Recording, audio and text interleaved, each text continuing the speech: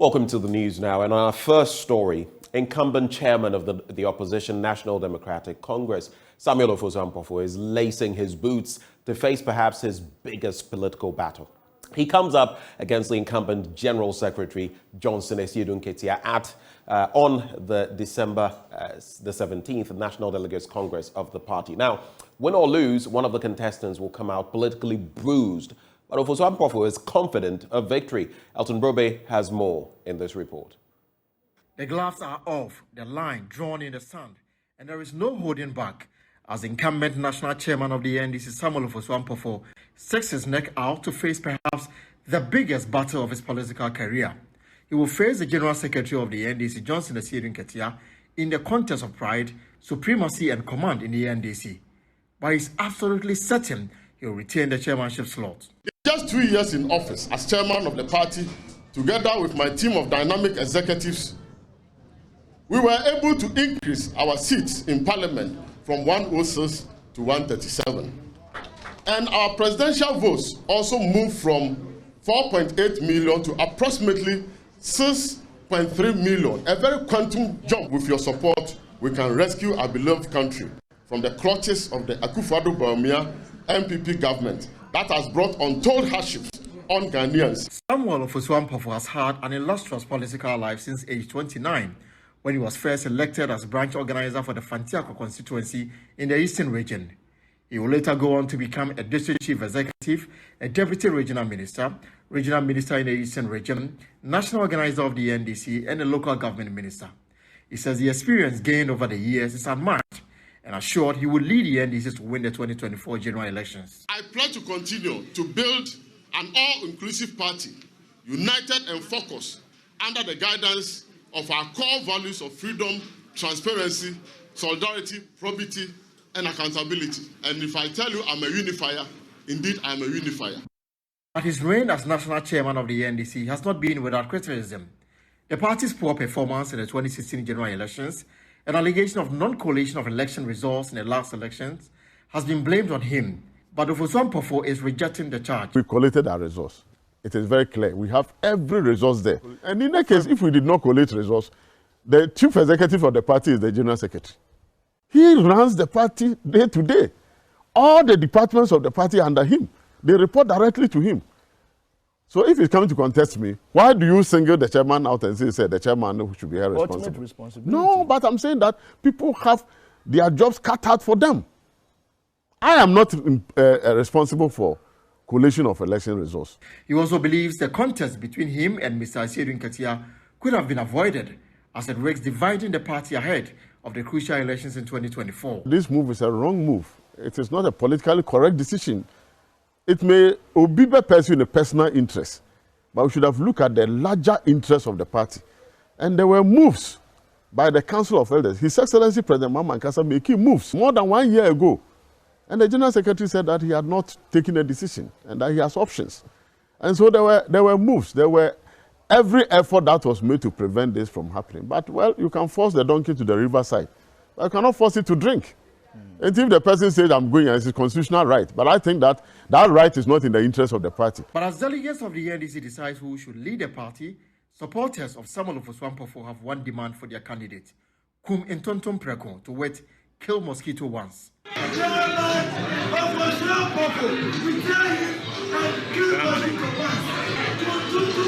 Victory will be for Ofosu-Ampofo come December 7th, and we are going to teach somebody a bitter lesson. From victory unto victory, this shall be. Elton Brobe.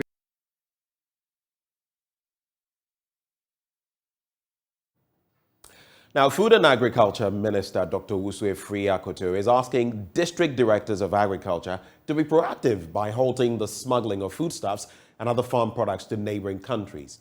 He says food produced in the country is highly subsidized, hence traders smuggle them out of the country for sale at higher prices. Dr. Akoto made the statement as part of his two-day tour of the Upper West region. Rafiq Salam now reports from Wa. The Upper West region hawk headlines for the wrong reasons. The last time Food and Agriculture Minister Dr. Uswafri Akoto came to town for a meeting with stakeholders. Fertilizer smuggling was at its zenith, and he was visibly angered and described the region as the fertilizer smuggling capital of Ghana. So it's a very serious problem, and for some reason I've always had a problem with this region.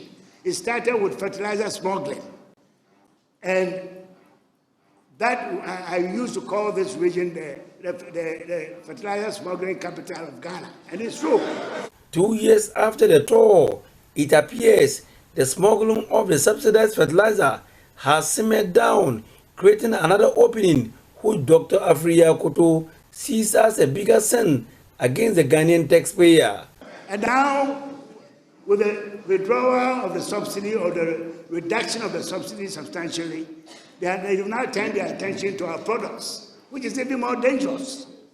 So please, let's take this very, very seriously. Few days ago, at the 38th Upper West Region celebration of the National Farmers Day, Interior Minister Ambrose Zeri expressed worry of the same issue. However, the pendulum blame this time has largely swung from input dealers and extension officers. Appointed with the regional director of agriculture to say that I hear. You hear what? This is the sweat of the Ghanaian farmer, the sweat of the Ghanaian taxpayer, and you are in charge of the region. If you hear, you have to take action. At least you have to dedicate all the border districts. You have the district directors of agriculture. You should be able to collect information and tell us. And send reports to us that this is what we are learning, so many tracks of this crossing, of this product. You just don't sit and say you hear. You hear what? Of course, we all hear, but that's not the point.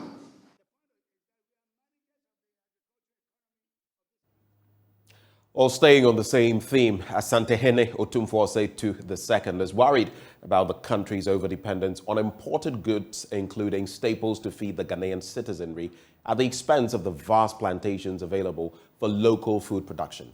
He believes maximizing local farming would reduce the expensive importation of food crops to save the depreciating cedi and eventually restore the economy. During a courtesy visit by the 2022 National Best Farmer at the Manchia Palace, the Otumfuo advised the youth, traditional leaders, and even government officials to venture into farming to foster development in Ghana. Despite the sizable land resources available in Ghana, the country is yet to be self-reliant in its agricultural production as it currently imports food staples including rice and tomatoes. The Asantehene bemoans the country's inability to produce some essential crops locally as the youth hunt for white-collar jobs other than pursuing agriculture to boost the economy. Tomato free baby neighbor. Tomato, you come with neighbor. Ya cram more neighbor. The sacram more neighbor. Ya cram nuani a baby efrabon. Yes, I say, I'm which are basic. Dollar cray, ya can de crane so. Cocoa near gold in a corner, but a bro so a dear near the bay. Ghana imports rice, tomatoes and other food items, but we complain of hardship. The money used for importation contributes to the depreciation cedi. If we grow these crops locally, we can improve the economy. The youth nowadays prefer staying at the offices than being on the farm. And then the puppy so you will be answered person yekuya. Obia we school person office. Now I'm directed by. I'm directed by.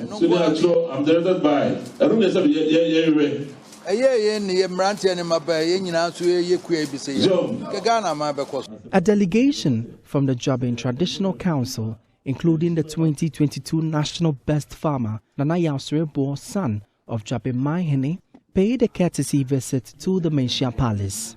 The Asantehene, amazed at the achievements of Nana Yausrebo, admonished other traditional leaders to follow in the footsteps of Achempem Hene to take up agriculture in providing a livelihood for their indigents. Nana Mahini Kane Konabia will go kwa na fuyo da na konwa. And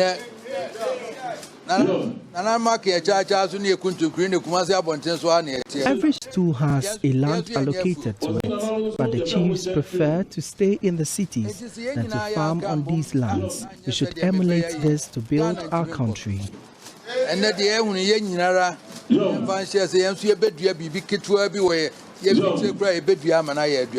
Sapon Sribo was adjudged the best national farmer at the 38th Farmers' Day celebration for his extensive production in both mixed crop and livestock farming.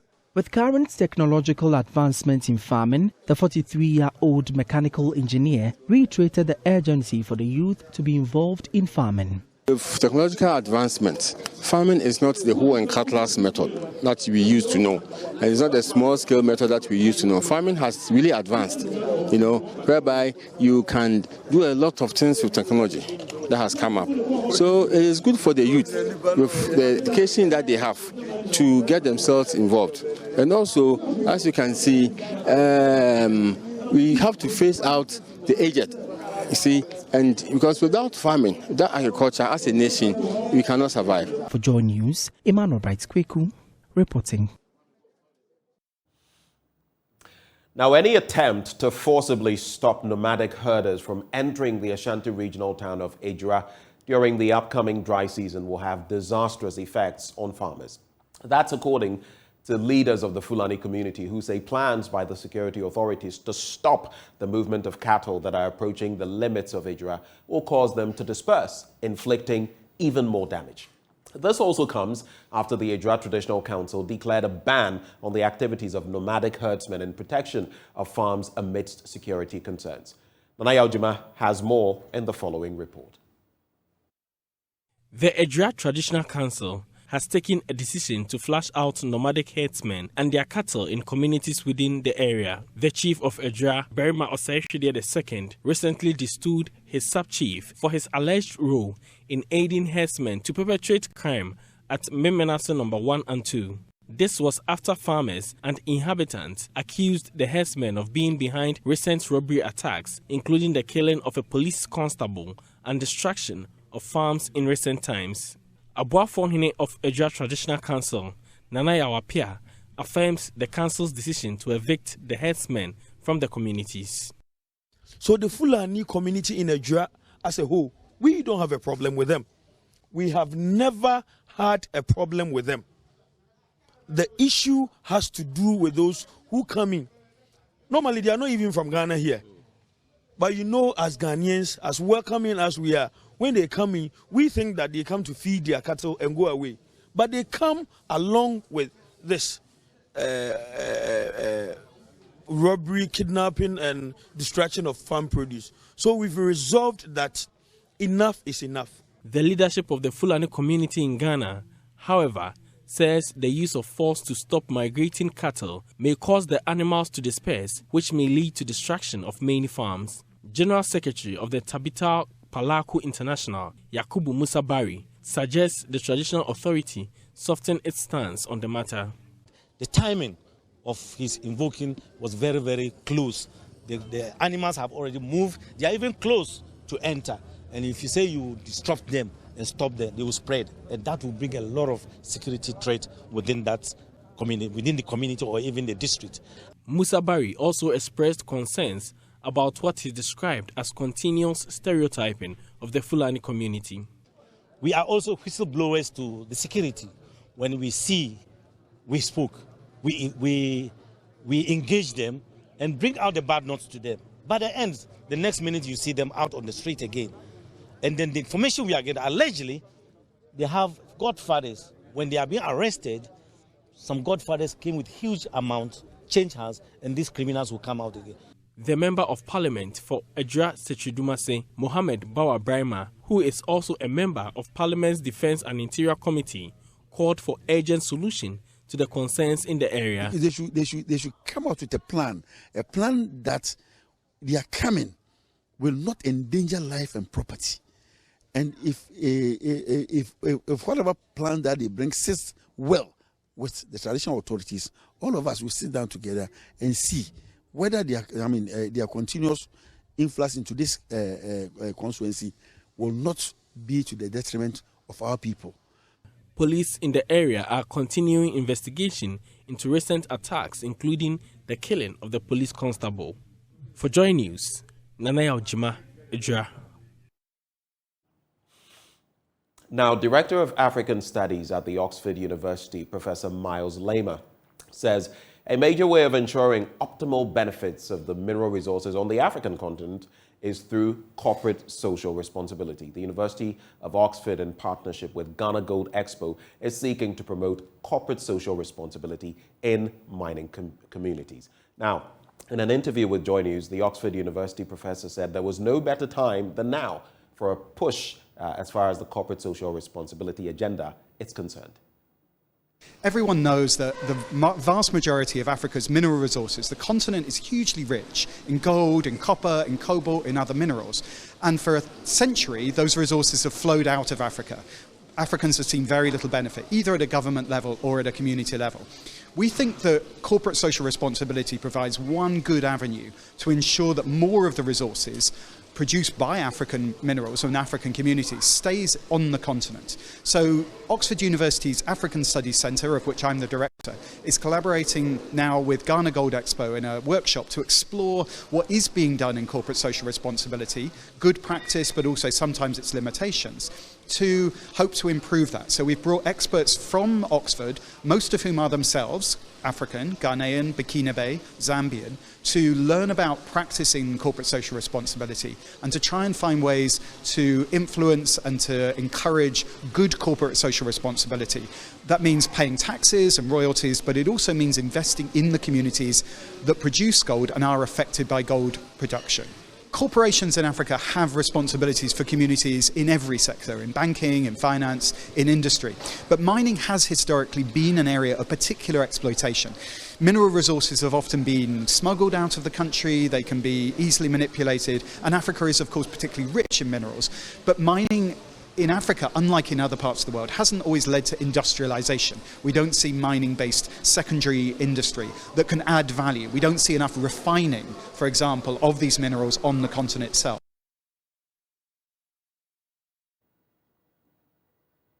Well, the Executive Director of the Ghana Gold Expo, Dr. Stephen Blessing Aka, has been explaining the reason for the collaboration with Oxford University and how the nation stands to benefit.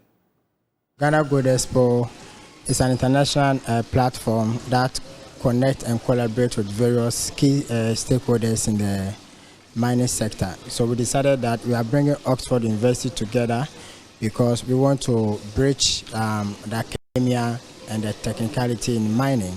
So this is why we decided that we collaborate with Oxford to look at one of the key areas in terms of the investment agreement between the mining companies and how royalties are being managed by the government of Ghana. Oxford has the leadership program that is organized mostly between Oxford and a lot of African leaders. And they approach us, actually we didn't approach them, they approach us and they saw the work that Ghana Gold Expo is doing and also the synergy that we brought around the government key stakeholders. And they said, why not? This is what they want to do. They want to come into the country to understand more of royalty programs, corporate social responsibility, and therefore they see that they can work with Ghana Gold Expo to make this happen. So at the end of the day, they will be able to have a common understanding and also to pledge on how to support the host communities in the mining sector. I think so far we have the top 6 mining companies coming for the workshop, so it's good for us. Also, we have the support of the Ministry of Finance because the Ministry of Finance mostly manages the royalties, and also have a Minerals Income Investment Fund that are like the custodian of the royalties. So it's good that we have these two, and we are hoping that we'll come to understand to have a common platform so that the money that or the support that we receive from these mining companies will be distributed well to support the Ghanaian, the ordinary Ghanaian that is on the street.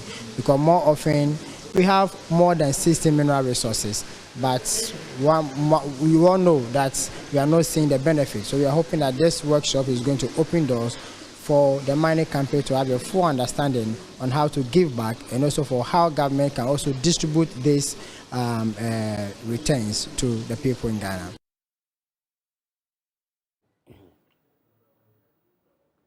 Well, on that note, we wrap the news for this morning. But coming up next, we dig into the papers with lawyer Bobby Banson for the news review. Do stay for that.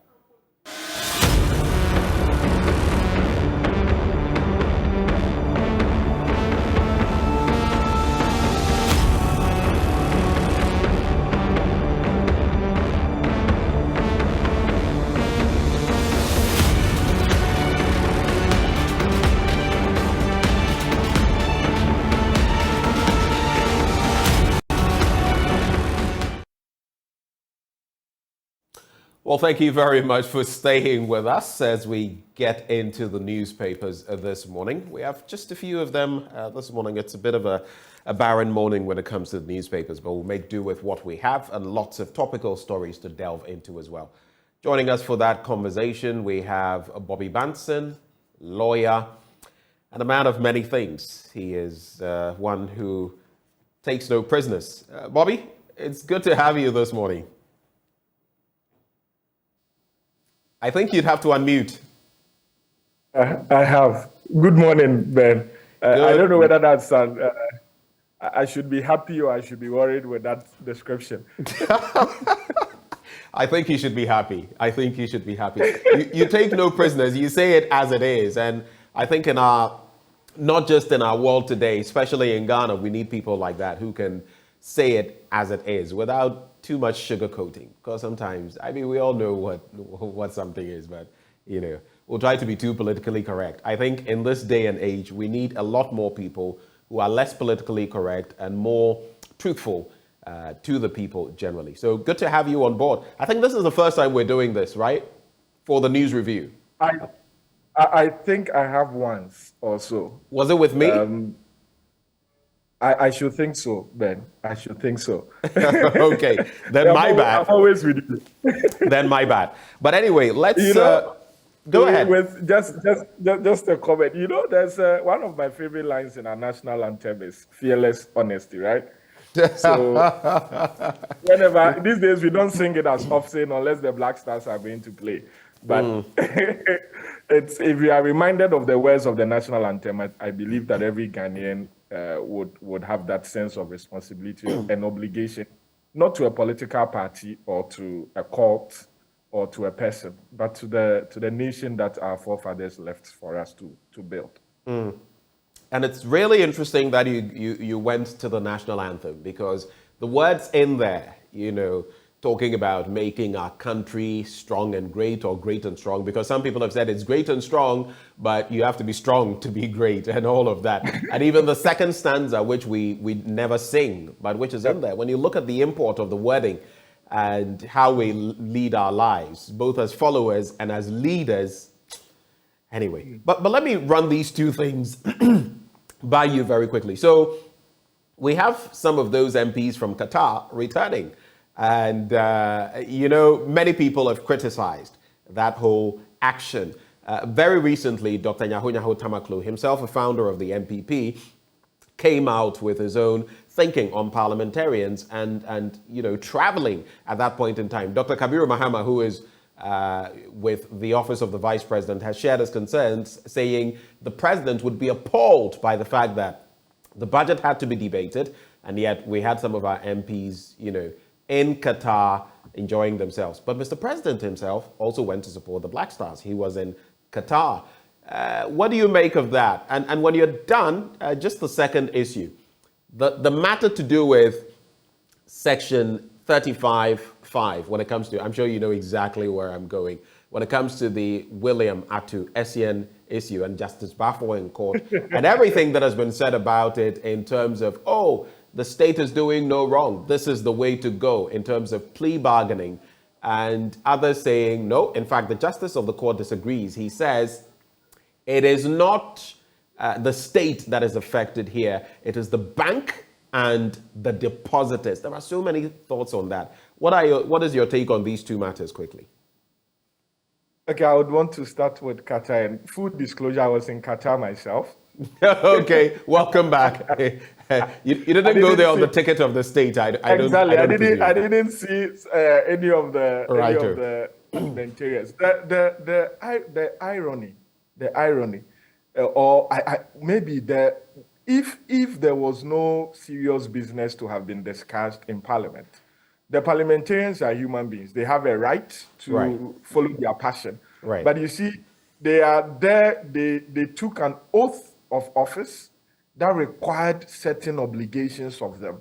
They enjoy certain rights as parliamentarians, and they are required to also forgo some of their normal benefits. And one would have thought that at this time where they are asking all of us to tighten our belts, and that is the subject of the discussion on that day, and the persons that they want to be called as the majority in parliament completely abandon the parliamentary work and then go to Qatar.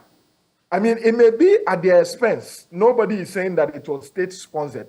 But I want to think, at least driving from their homes or offices to the airport, there was an element of state protocol or benefit that they would have as parliamentarians going through the airport security. They didn't go through the airport protocols as normal Ghanaians. Right. And so they cannot say that, well, they went with their money, so nobody should question it. Throughout the full length of that journey, definitely there was some benefit that accrued to them because they were ministers or parliamentarians. Right. But do you do it at that time? But then again, ask yourself, the president himself was there at that time. And so, okay, you're looking at their leader. If their leader was there at that time, when they were, the Portugal game was when the budget was read. Right. Yes. So if the budget was read on the day that the president of the republic was not there, this budget that they have called on all Ghanaians to rally around and support, was his presence in Qatar or the presence of these MPs, was their presence really needed in aid of a national cause? So that brings me to a point before you continue. There was a president, I've just forgotten, but he was offered the opportunity to be in Qatar. I think his country was playing. If memory serves, it's an African president. I would have to check again. And he said, no, my country has crucial issues we're dealing with, and this wouldn't be the time to go and support my team. I don't know whether it was Ecuador or something, but he turned down the opportunity and said that he wished the team the best, but he wasn't going to be there because he had more pressing issues to deal with in his country. And then again, you put that side by side with the MPs. Look, we've had at different times 37 MPs, majority MPs. So that's 137 and only 37 are showing up. Yeah. I think the last time, was it yesterday or 2 days ago, there were 30 of them, even less. And I think 28 from the minority. What picture does that paint? Looking at where we are and looking at the attendance in Parliament. Well, you know, I think the last weekend or the weekend before, they all went to, is it Akosumbo or somewhere like that, to discuss the budget. And that had a lot more attendance than, I mean, when they went away to relax to discuss the budget, than the actual business itself that is being done in Parliament that we are paying them for. And these are people that we voted to represent us. And you will not see them during the discussion. But when it comes to the voting, you would see all of them coming there. Even those that did not participate in the discussion, even those that are sick, would be wheeled into, so that they, simply because they want to have the majority to pass. It makes mockery of this whole idea of democracy as we are practicing it. Is it that we are putting people there to take advantage of the state resources, and when it becomes necessary, as crucial as this very, very budget that it's almost do and die for our economy, people just decide not to take it serious? Is it because they know, oh, whatever happens, we will pass it as it is? And so they will not fully participate in it, just appear to then vote. It's interesting, but that is the price of democracy, and we will have to abide by it.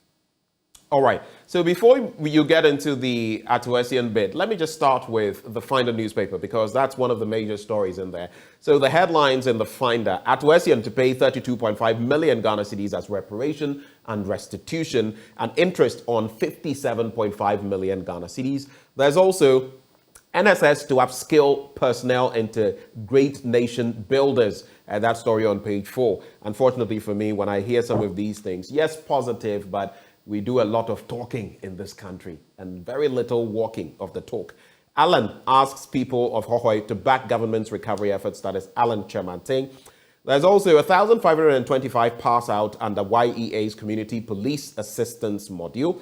Petrosol adjudged Energy Company of the Year in Petroleum category, and support debt exchange to save economy. Uforiata appeals to Ghanaians investors, and offer expires December 19, but may be extended. So let's start with the story on page 4. The story is there, and maybe we'll take a look at the debt exchange program as well. Let's quickly get to page 4. So, documents cited by the finder indicate that former chief executive of defunct Capital Bank, William Atuesian, has agreed to pay 32.5 million Ghana cedis as reparation, interest, and restitution on the 57.5 million Ghana cedis. On that 90 million Ghana cedi principal, this will bring the total payment of principal as well as reparation, restitution, and interest to 90 million Ghana cedis. Now, the 90 million Ghana cedis consists of 27.5 million Ghana cedis allocated to business promotion, 30 million Ghana cedis, which prosecution said could not be accounted for, and 32.5 million Ghana cedis as reparation, restitution, and interest. Essien is standing trial with Reverend Fitzgerald Odonko, a former managing director of Capital Bank, and Tetinete, MD of MC Management Services, a company allegedly owned by Essien.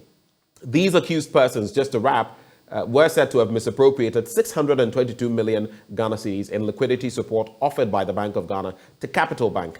Bank of Ghana and the receiver are said to have recovered a large chunk of the money, with 57.5 million Ghana cedis being the outstanding amount yet to be recovered. So, I know you followed this case, and people have asked, if it was 620 million, why are we now looking at 90 million? This explains part of it. A chunk of it has been recovered, and these are the outstanding sums. But there's been a lot of talk, Bobby Banson.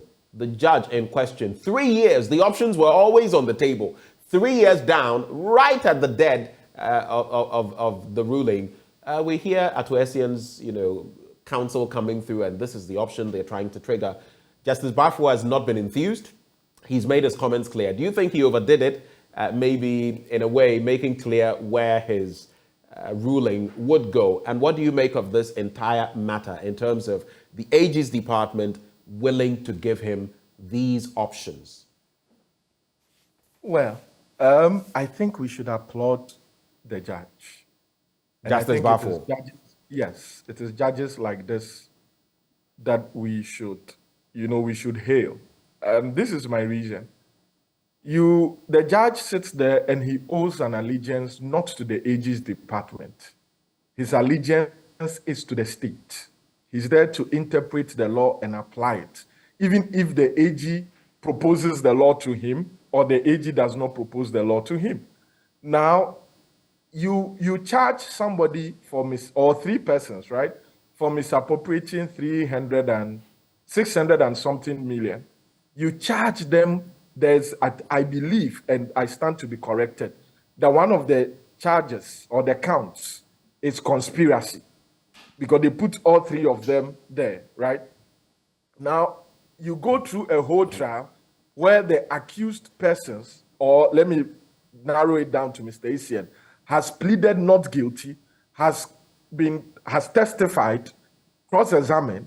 The judge has gone through his proceedings and about to deliver judgment. And then you come and say that, you have reached an agreement with him to pay a certain amount of money. Now, remember that session, they didn't come under the Plea Bargain Act, which has been passed. They came under that session. Now, in the judge's interpretation, that session would only be invoked if the direct victim of the alleged offense is the state. However, the monies that these persons are being accused of misappropriating are deposited funds. And remember that 600 million or whatever that is being quoted, remember that 2 or 3 years ago, the government refunded those monies to the depositors. And so it's you and I, our tax money, that have been used to refund these monies to the depositors that these three persons are alleged to have misappropriated. Yes, but quickly, I spoke to Tia Yabua yesterday, and the deputy AG, and he makes mention of the fact that, look, yes, initially it was that way, but that has all been consolidated into the Bank of Ghana and all of that. So we're now talking the state here. That is what we're looking at. Do you disagree with him? No, but at what point was that changed? Because the judge would deal with the charge sheet, the facts of the case that was presented to him. And so if in the course of the proceedings, the facts have changed in terms of the consolidation, was the charge sheet amended? Or were the facts that were led before the judge amended? I do not doubt that that may have happened. But the judge would deal with the documents that were filed by the Attorney General's Department, the witness statements. Did they amend those witness statements or the facts or the charge sheets to reflect these new developments with the consolidation so-called? In any case, case, Lawyer Bobby Banton, I'm sorry I'm interjecting. Oh, it's fine. The state came in, intervened on behalf of the ordinary Ghanaian, right? I mean, these are our leaders and their actions are on our behalf. Now, the state has made certain payments to these depositors, right? So now it's the state that has taken on this issue, and whatever happens should go to the state. Is that correct? Or is that erroneous? Like I'm saying, I have no doubt if that is the current position in terms of the facts, in terms of the state's rule. But the question that I'm asking is, when they went to court first, when they filed the charge sheet, when they filed the witness statement, is that what was narrated to the judge? Or the documents that are before the court now, do they bear these facts? Because from what he's saying, these are developments that came perhaps after the matter had started. So if the facts before the judge, as at the time they came under that section 35(2), did not reflect the submissions that they were making, then perhaps they would have to amend the processes that had been filed to form the basis of this new submission. But be that as it may, nobody is against the idea or the process of the refund. It is the optics. One, the law says that before that process is gone through, the accused person must plead guilty. And so they had gone through a trial where the accused person has not pleaded guilty. Now, if they now say that the accused person has agreed to refund, they must now go back, amend the plea, take a new plea, and then they will take it from there. So it's not as if, as they sought to do, that once they filed the so-called terms of settlement, for lack of a better word, then the judge's hands are tied. They must go through a whole procedure. Now, the other question that remains is that, like you said, there were 3 persons who were charged, and there were elements of conspiracy, I want to think so, in the process. Right. Yes. Now, if you want to say only one person is pleading guilty, and so refunding the rest, the money, what about the rest?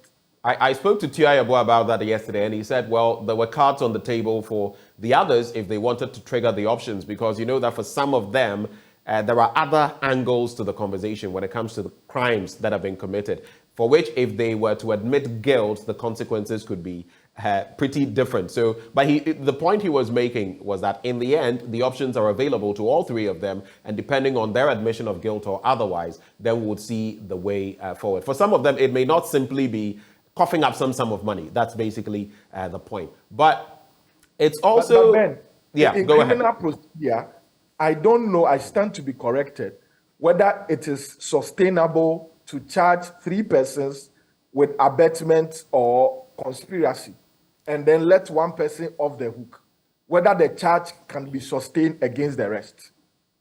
Right. And that was why yesterday when I also spoke to Yunus Hussaini, he was asking, I mean, he was not pointing fingers at anybody, but he suggested that, who knows, there could be collusion between the AG's department, I mean, that's a stretch, the AG's department, and whichever individual who stood to gain. He put that out there. I pinned him down that, look, are you suggesting? And he said, well, it's not an impossibility. Do you find it surprising that we've got to this point? Because mind you, the AG and the deputy have always pushed for getting something for Mother Ghana. And the point they have made is that in the past, we have people, you know, go to jail, come back and enjoy their booty, so to speak. So in this instance, we're getting money back for the state. But people are also saying the optics, like you rightly said, the justice of the court has said it would be fostering crime in a way, making it attractive. Do you agree with him on that score? You see, that argument about it was either you get money or the person goes to jail, it's not true. Right. The Criminal Procedure Act gives the judge the discretion that in addition to custodial sentence, the judge has a right to order recovery of the money. So it is not as if it is either you go to jail or you pay the money, and so the state must choose one option. No. The judge has the discretion and the jurisdiction to say that in addition to going to jail, I am ordering that you cough up X amount of money that you have taken from the state. Right. So why didn't they give the judge that option? Right. But in the end, it still lies with the court. And like Tiayabwa said yesterday, they have proposed this. They have, as representatives of the state, they have accepted this as of now, but it is left to the justice of the court to determine whether the case will end here with that approval given, or it will progress with his ruling. So in the end, the buck still stops at the doorstep of the court and Justice Bafo. Well, yes, the law gives him the discretion on the facts. If he thinks that the so-called arrangement is not supported by the facts, that is what the law says, that were presented before him, he has a right to refuse it. But I would doubt if he would have, or he would want to exercise that discretion to refuse it, because then people would want to think that he has personalized the situation. And so even though he has that discretion, he can only suggest to the state that, listen, you would have to come back and then give me a better proposal that I think will be supported by the facts, so that it will make my work easier. If I want to accept it, then your settlement must be supported by the facts. That is what the law says. But if I will not accept it because it is not supported by the facts, then the judge would then, if he decides to find the accused persons guilty, he would then decide to say, okay, I am giving you a custodial sentence, but I'm also ordering you to refund X amount of money. But then the question still remains, Ben, is that what happens to the other two persons? Right. Whether a judge, when 3 persons are charged with crimes such as in the form of conspiracy or abetment, one person can be left off the hook. And on those same facts, the other 2 can be sentenced or tried. I'm not sure if it will work out that way. So it's still interesting. It will be a very good precedent. The judge it's somebody who really believes in the law as he knows it. And I don't think that he's subject to any form of influence or intimidation as people may think. If he feels strongly that the facts do not support the so-called settlement, and then he wants to go ahead with his judgment, then trust me, that judge would go ahead. So basically, just to wrap on this in some 30 seconds, you find it surprising in this instance because it would be setting quite a precedent.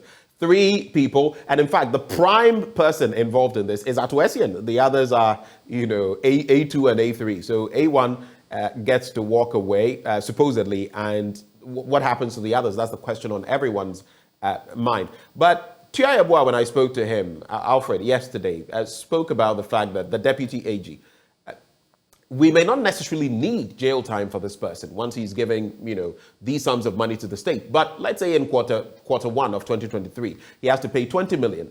If he fails to do that, then they can trigger the appropriate, options, clauses, and then he could do some jail time on the back of that. What do you make of that? Just very quickly so we can move on to other stories. If you enter into this form of settlement and the person defaults, you cannot jail him. You have to execute it like a civil action, a civil judgment. So if you agree to spread the payment and he defaults, even though it is in a criminal matter, the Supreme Court has said in the form of bail bonds, you cannot jail the person because you have agreed to recover money. So the court cannot say that in default you should go to jail. No, it is your settlement. It now constitutes a contract between you and Atuesian. So even though it started as a criminal matter, once you put that settlement there and the court adopts it, it constitutes more or less like a contract. If he defaults, I want to think that the only option available to the state is to execute it like any civil judgment. And in civil judgments, if the court says you should pay 5,000 cedis, and then you are not able to pay, you do not go to jail.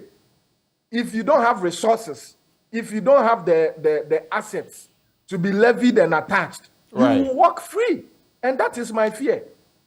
If they say now that he should pay 20 million now, 10 million tomorrow, and touch wood, he falls, or he dies, or tomorrow he's declared bankrupt, we have lost. We cannot go and start another criminal trial against him. It constitutes a civil matter. If he doesn't have assets to be attached and levied, we do not have any criminal option again. So there are serious risks that we are taking by going down this road. Exactly the point. Exactly, and that was what I think the judge was communicating, that the optics are not good.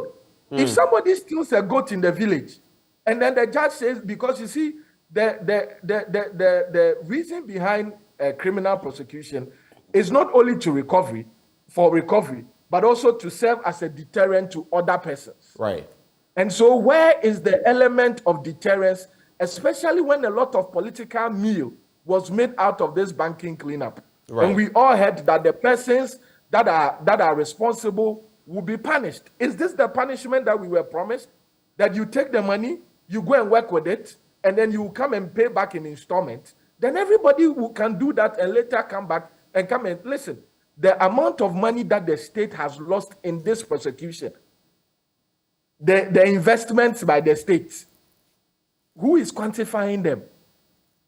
Is Mr. Tuesian going to pay the state for all this? I think that if we go this way, it's a bad precedent. Bad precedent. And of course, we can't even forget those who lost sums of money, those who committed suicide, those who died, those whose families have been left out on the back of, all of these challenges and the banking collapse. Anyway. But like I said, Ben, it is not the case that it is either he goes to jail or refund the money. He can go to jail and still refund the money. So we should not be told as if this is the better option. He refunds the money and we have. No, he can do both. So why not pursue both? Let's wrap with the final newspaper. 2 quick stories. NSS to upskill personnel into great nation builders.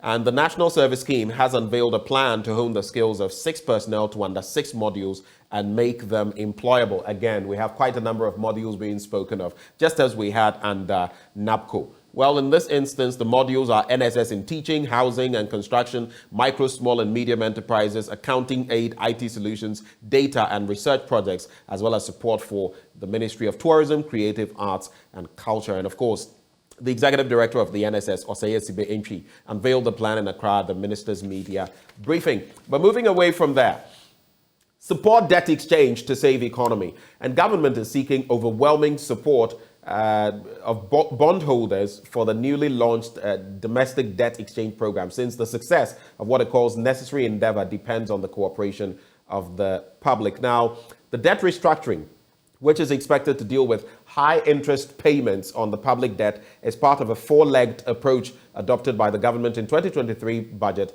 aimed at alleviating the pressures on the national budget and restoring debt sustainability. So as we know it, T-bills are not going to be affected, but some bondholders are going to be affected, and some are going to take haircuts, like it or not, between now and 2037, depending on what you're holding and what the dynamics are. Pensioners and their coupons are going to be affected. And you look at diverse areas. Insurance, for example, people have started seeing tiers 2 and 3 insurance companies reaching out over different things. What is your take on this, especially as it is tied to an IMF program? Quick thoughts on that. Then, this is the government telling us that we are broke. We are broke to the bone. Fair enough. We will not go into the history. Let's move forward. If we are broke, you are asking the public to take haircuts, or as it's called it. But the government expenditure, which is the highest or one of the largest expense item in the budget, there was nothing about reducing it. If we are that broke, why still keep all those ministers? For me, it's not fair for them to come to us, the ordinary ones, and say, between now and 2027 or 2037, we are not going to pay you what is due you. But they are not telling us that they are reducing their own expenditure or allowance by 50% or by 60%, or this or that or this, or they are reducing the number of ministers or the benefits that they are getting. Nobody is telling us this. So why should it always be that the people whose taxes are used to fund your expenditure are the ones that will suffer for your actions? It doesn't make sense. It does not. Right. So we are not saying that we are not where we are. We are where we are. We have to deal with it. But must we be the only ones who would suffer? That is my question.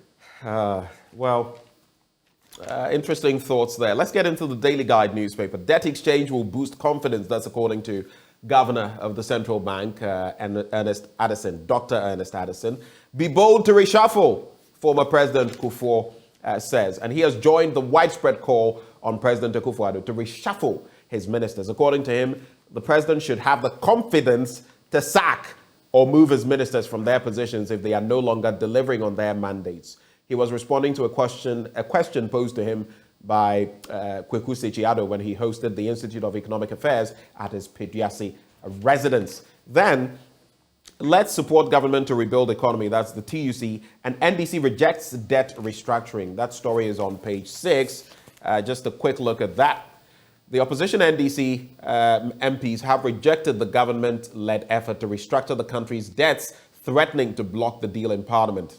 Now, Finance Minister Ken Ofori-Atta announced that the government intended to replace existing domestic debt with 4 new bonds, which would, like I said, mature in 2027, 2029, 2032, and 2037 as part of that $3 billion IMF program. Quick reactions: reshuffling, removing, and of course, the NDC saying, once it's like this, we're not in support of your debt restructuring. Well, with the reshuffling, the last time the president responded to those calls, he said those who do that, maybe they are looking for jobs. I don't know whether he would think that the ex-president is still looking for a job, or perhaps looking for a job for his people. I think that the president's decision not to deal with persons that are obviously not delivering, it's something that will remain unanswered by well-meaning Ghanaians. I would want to leave it as it is. The second thing about the minority saying that they will not approve it. You see, Ben, I've had in the past high expectations and high hopes of the minority. A lot of the things they said they would do, they will not pass certain ministers, they will not pass certain bills. Then on the night before, you don't know what happens. They always pass it.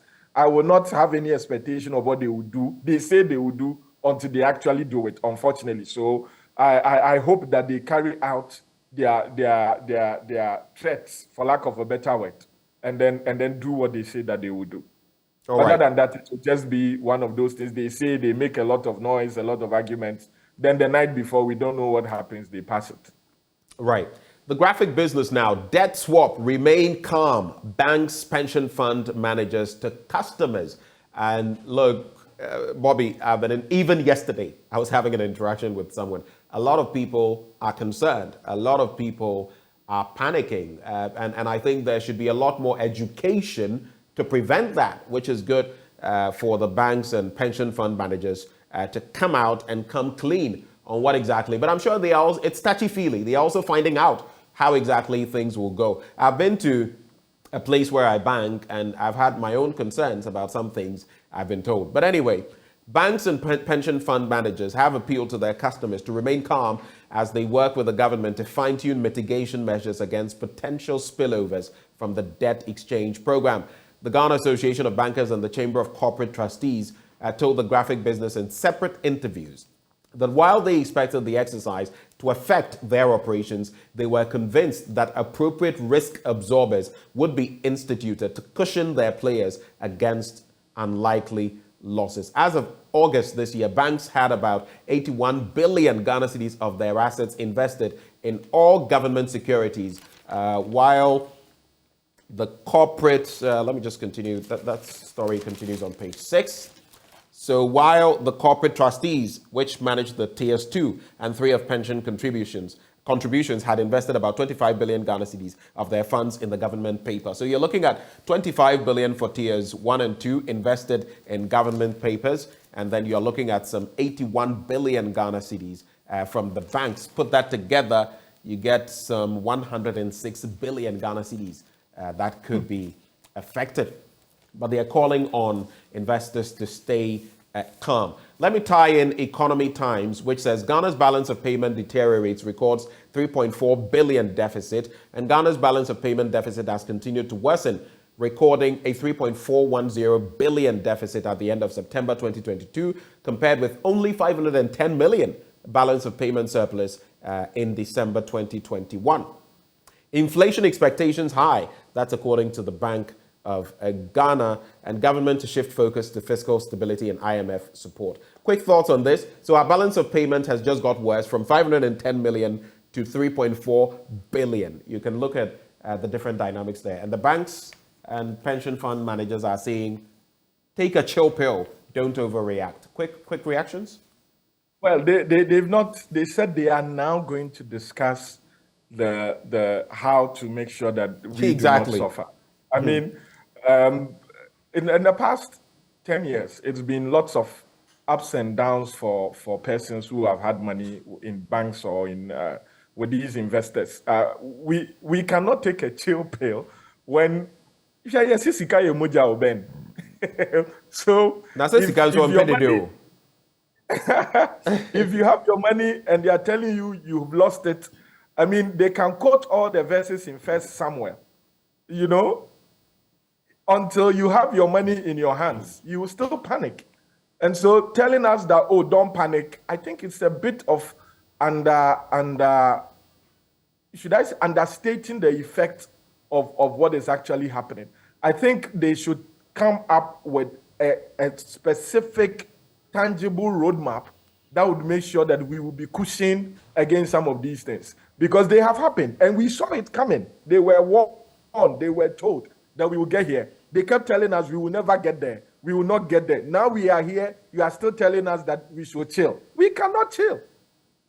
We cannot chill. So they should give us tangible, concrete measures, of course, supported with Bible scriptures or Quran scriptures, as they always do, to calm tempers down. And let's see how it will go. All right. So the very final bit before we go. The Chronicle. Volta is my second home, Alan Trematin says so. We won't accept 1.4 billion Ghana cedi contingency vote. That's according to the minority. What I want you to react to, fuel prices tumble at pumps, but transport unions are mute. But they've also come to say that, look, it shot up by so many times and we had to adjust. Now it's fallen by a bit and you think because of that we have to adjust immediately. And then the Daily Dispatch says, censure motion against Ken Ofori-Atta majority will not support minority to succeed. That's Deputy Majority Leader Afenyo Markin saying so. Quick reaction to that story on fuel prices, and it's a wrap. Well, I agree with the transport unions. It's not fair to expect that with the drops, they should immediately. Remember, what constitutes their expenses, not only the fuel that they buy, spare parts and whatever. So I think that we should give them that room as well. Because when there are increases, we do not ask them to immediately increase. It takes time. And so I think it's only fair. With the majority's decision not to support the censure motion, posterity will judge all of us. We were promised that we should allow the finance minister to read the budget, and after they are going to, have him removed. But I think technically it was also to include the debate, appropriations and all of that. Yes, but what I'm saying is that it's no longer the talk. I doubt if any action will be taken after all these appropriations, all of these things. Right. He's launching another scheme, which is independent of the budget reading. Maybe we will be told, and this scheme is up to 2037, maybe we will be told he's the only one that has the blueprint for the debt exchange program. So we should allow him to finish it. Posterity will judge us, Ben. Lawyer Bobby Banson, thank you so much for joining us this morning. You see why I said that you take no prisoners? You indeed take no prisoners. Thank you for joining the conversation. Lawyer Bobby Banson sharing his thoughts. Thank you, Ben, for having me. In the news review. So that is it for the news review now. Up next, we'll serve you sports. A lot more action happening in the Mondial. And of course, we know France will be facing off with England. And we have some mouth-watering clashes that happened yesterday. Japan ousted by Croatia. And, of course, Brazil also thumping their South Korean opponents. More for you in sports coming up next.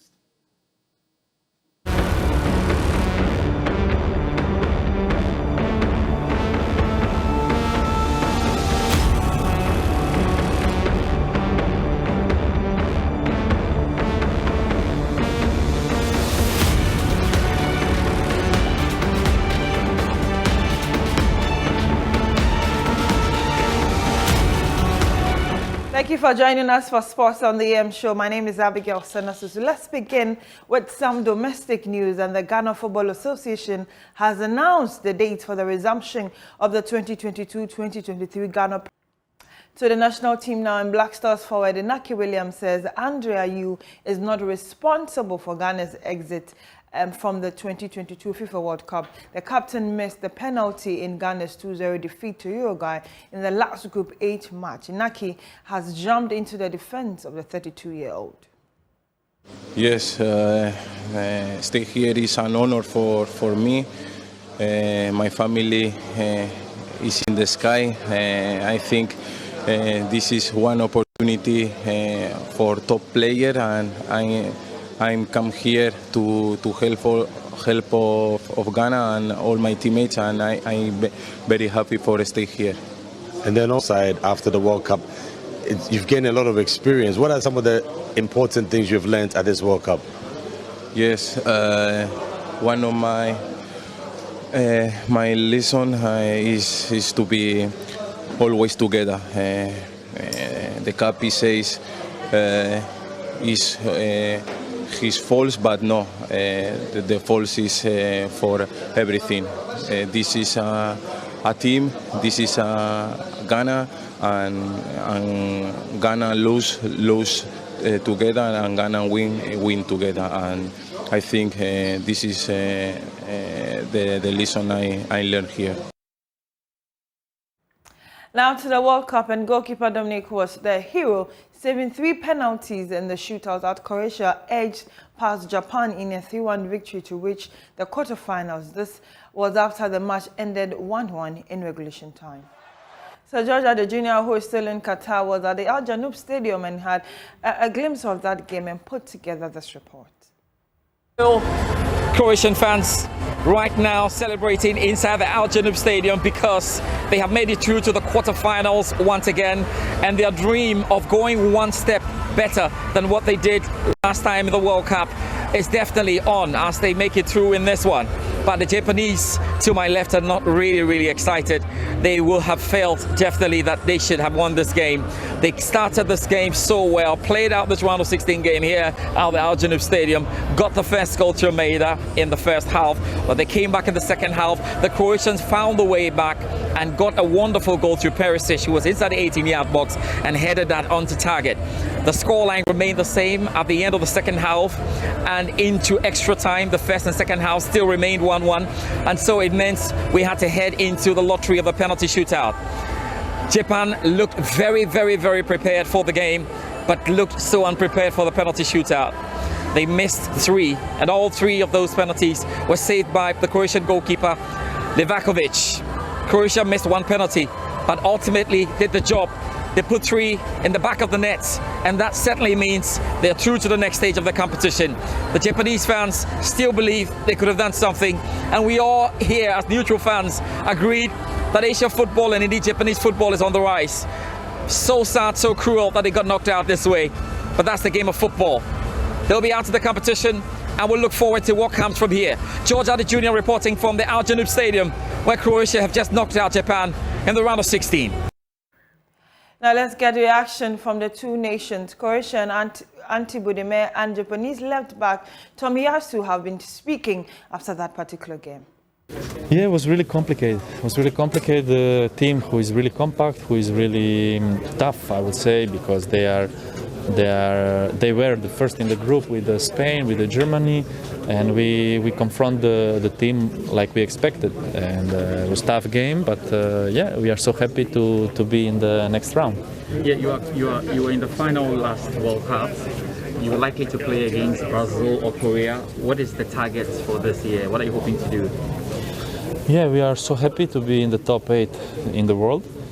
And the target, of course, is to go to the next round.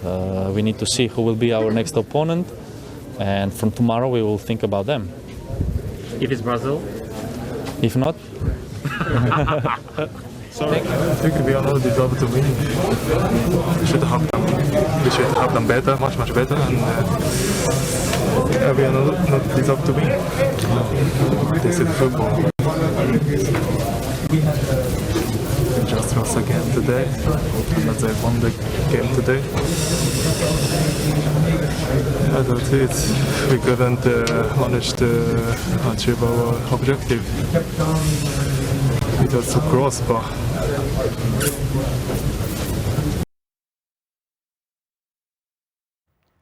Brazil cruised into the quarterfinals of the World Cup as a splendid first-half performance helped them to a 4-1 win over South Korea. And so later today, we'll bring you the last round of matches at the knockout stage of the competition, where Africa's last representative, Morocco, will take on Spain at the Education City Stadium at exactly 3 p.m. And then later, Portugal will play Switzerland, where we'll bring you live commentary on Joy 99.7. And also later on Joy Prime, we get to bring you that game at later at 6 p.m. Do join, and thank you very much for watching Sports on the AM Show.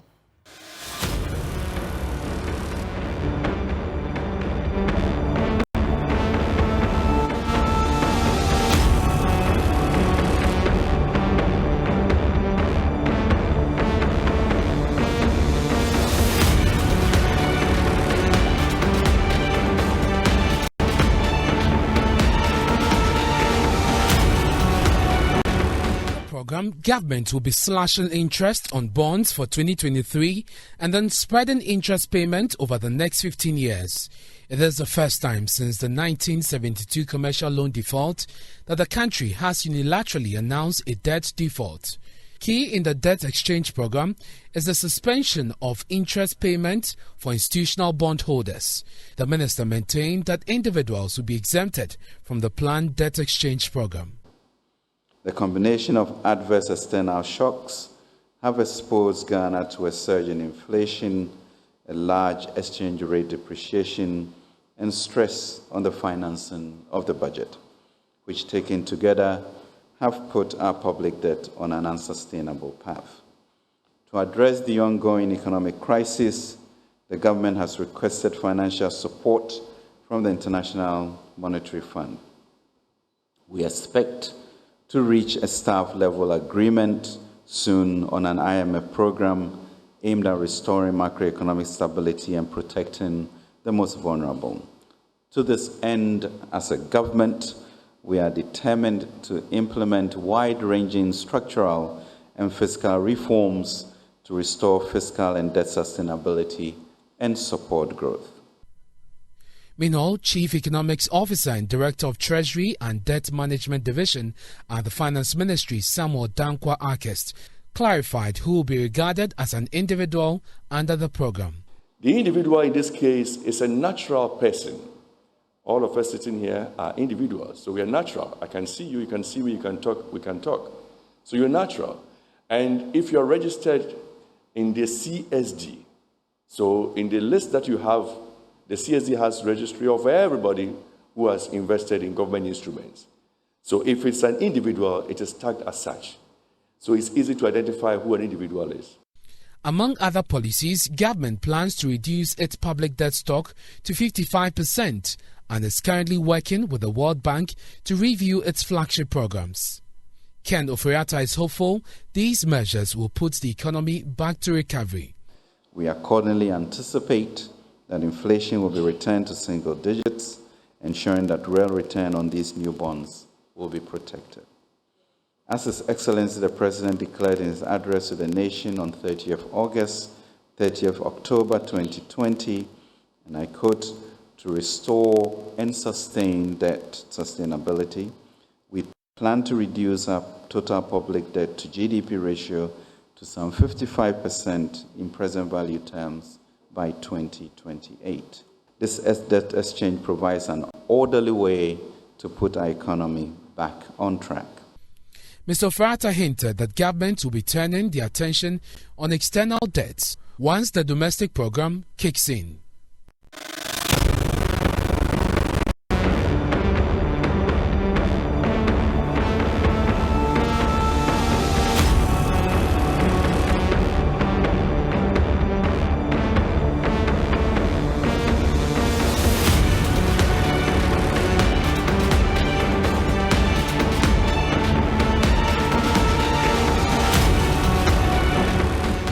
The announcement by Finance Minister Ken Ofori-Atta has been expected by investors and analysts for some time now. It finally came and detailed government's plan, but the minority are not happy with the measures government has announced. Today, Ghana has officially announced default of its external debt. That is what it means. Unfortunately, this will mean that by close of this week, rating agencies will downgrade Ghana further to D. That is where we are. Ghana will be the first country in the entire Africa ever to restructure its domestic debt. I want to say that government statement that the haircut is there will be no haircut is a hoax. I've just done a quick back of the envelope calculation. Says clearly that the Dachi bond, for instance, if they exchange the Dachi bond, the terms and conditions of Dachi bond to a new terms as announced by the minister, any person who holds the Dachi bond is going to lose 63% of its investment in present value terms. So the haircut is steep, and that is what I call backbow. It is very steep, and it is going to erode your hair completely. A black will be better off. So, Minority Leader Haruna Idrisu says this arrangement is unacceptable, and the minority will be resisting these plans. Let me state without any fear of contradiction that the form and structure of the debt restructuring plan announced by Minister Ken Ofori-Atta is unacceptable to us, and we simply will not accept it. Meanwhile, there's said to be a repeat of the scenes in Parliament last year when government introduced the unpopular e-levy. The minority are now vowing to resist the 2.5% increase in VAT rate. What moral right has Nana Addo Dankwa and the MPP to increase VAT? In 1995, when the NDC sought to introduce this tax, they organized what was referred to as Kumepreku, resulting in loss of life of 5 persons. Where is principle? We will not support any 2.5% VAT increase as a group. Whatever will be accumulated from that 2.5%, they can achieve same through expenditure cuts. Haircut or no haircut, this debate will continue for the many months as government engages with investors and the international community in what will be some painful negotiations. This debt restructuring forms part of government's efforts to get a bailout from the International Monetary Fund to fix the current economy, which is facing some severe challenges. And now Ghanaians are beginning to realize that the current economic challenges may drag on for some time, as some watchers predict this will stay on for some decades to come, at least a decade. For JoyNews, Kwiku Asante, Parliament House, Accra.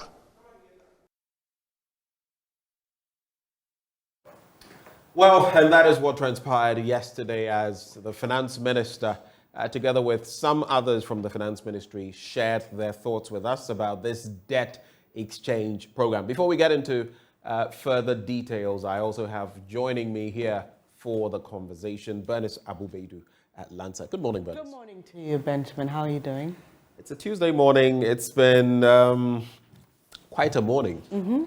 I was just sharing with our producer, Derek Ekosam, some happenings of this morning. But life is what it is, and things happen all the time. Moves on, yes. But yesterday we were here when we crossed over to the Ministry of Information to hear what was termed as our debt exchange program, which is supposed to help us get out of the woods when it comes to our economy. We've heard the minority on this. It's now time to bring in some expert analysis to break it down a bit. The finance minister was very specific about those who will be affected. He stressed no individual bondholder will be affected. And he needed to create that emphasis because there was a lot of talk and conversation about those who will be affected by what we had referred to as haircuts. So yes, this morning we're here to break it down, help you understand what the years ahead will look like. It's all the way till 2037. It's instructive that we brace ourselves because, like Kweku Asante, in wrapping up his report from Parliament to say, some experts say this will take us at least a decade. So Benjamin, we need to understand what it will look like for us going into the So 2022, at least a decade. You're looking at 2032. Of course, some of what we're doing now will extend into 2037. That's 15 years from now. What will all of this mean for us moving forward? Well, so questions like, what is the debt exchange program and what does it have in store are on our minds. We're joined by Professor John Gachi, who is Dean of the University of Cape Coast School of Business. We also have Professor Lord Mensah, lecturer at the University of Ghana Business School. Charles Appiah is Executive Secretary with the Ashanti Business Owners Association. All of them join us as of now for this conversation. Prof and Mr. Appiah, a very good morning to you. Thank you for joining the conversation. So to all of you, I just want to check your mics because I'll be taking you, if you could unmute. A very good morning to you, gentlemen. Okay, at least I can confirm that I can hear all of you. We'll start the conversation off with what this entire debt exchange program means and how. Well, I think the how of getting here is clear now. We are in dire straits, we're on the ropes, but what does it really mean for us as a people to engage in a debt exchange program based on what you heard yesterday? I'll start with you, Professor Lord Mensah. Yeah, I mean, thank you very much, and good morning to my viewers, and good morning to my colleagues out there. You know, debt restructuring, in simple terms, let me put it to say that government wants to reduce debt burdens on its, balance sheet. Let me put it in simple terms. Of course, when a country is in distress, when it comes to debt, obviously, the country may have to find a way to restructure that debt. The name given to it, which is debt exchange, or we call it debt restructuring, or it could be reduction in, interest rates that investors are expected. Whichever way you look at it, it's still, debt restructuring.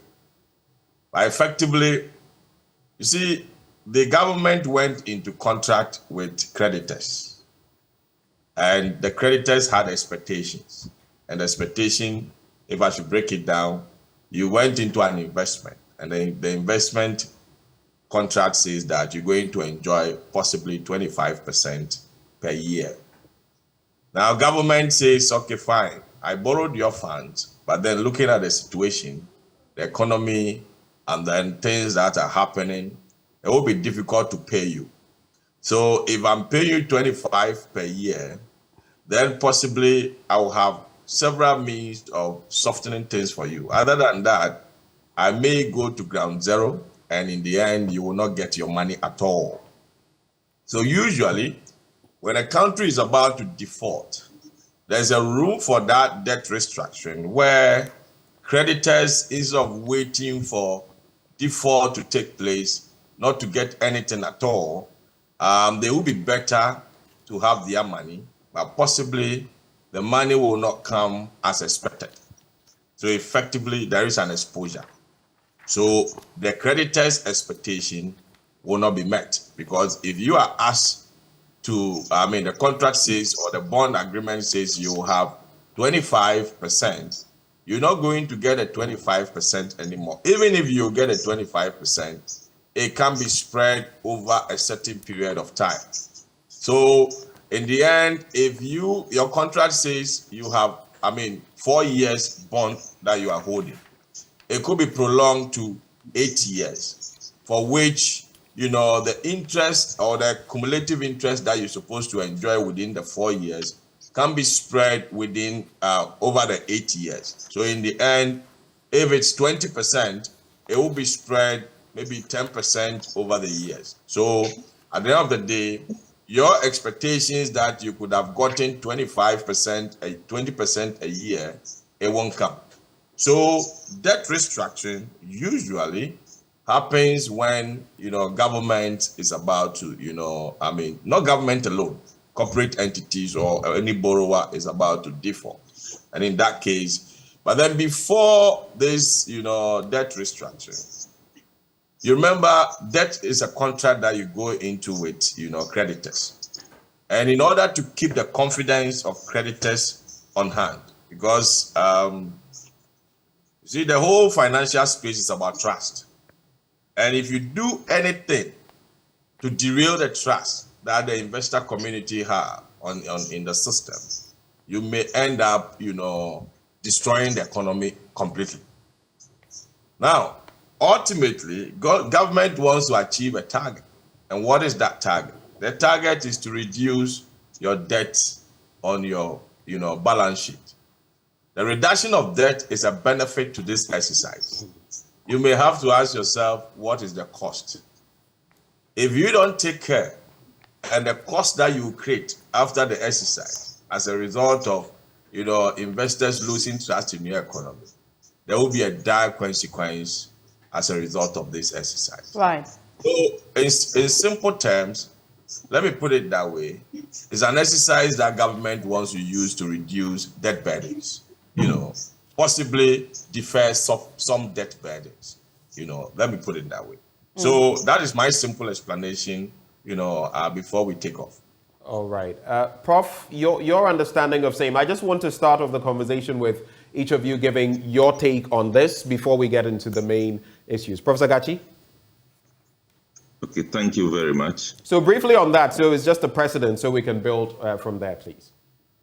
As my colleague just said, when a debt holder is about to default, the key thing is that he talks with the creditors to explain his position to them, the inability to repay because of the burden of debt, especially the interest. So he put forth something on the table to discuss, and they agree on. And when they agree on it, perhaps it's announced. But in the case of Ghana, perhaps Parliament will have to approve the agreement, and then they move on. But if you come to a point where it is coming from one side, that becomes difficult. So I believe the aspect that I want to add is the negotiating aspect, that when that negotiation is concluded, it's amicably resolved, because it's a contract that you have entered into to pay accumulated interest and principal at maturity. So if you are not able to do that, the best thing is to enter into some negotiation and agree upon. Okay. For you, Charles, like we see in the Daily Graphic today, and as has been explained to us, it simply means that government is going to allow, it's a voluntary exercise, government is going to allow institutions that hold bonds issued locally in Ghana to postpone payments on investments or returns on investments to later dates. For you, the business community, the Business Owners Association in Ashanti, what does this mean to you? We've heard from some tiers 2 and 3 companies telling us, reaching out to customers. Some of the banks have started reaching out to customers as well. What does it mean to you?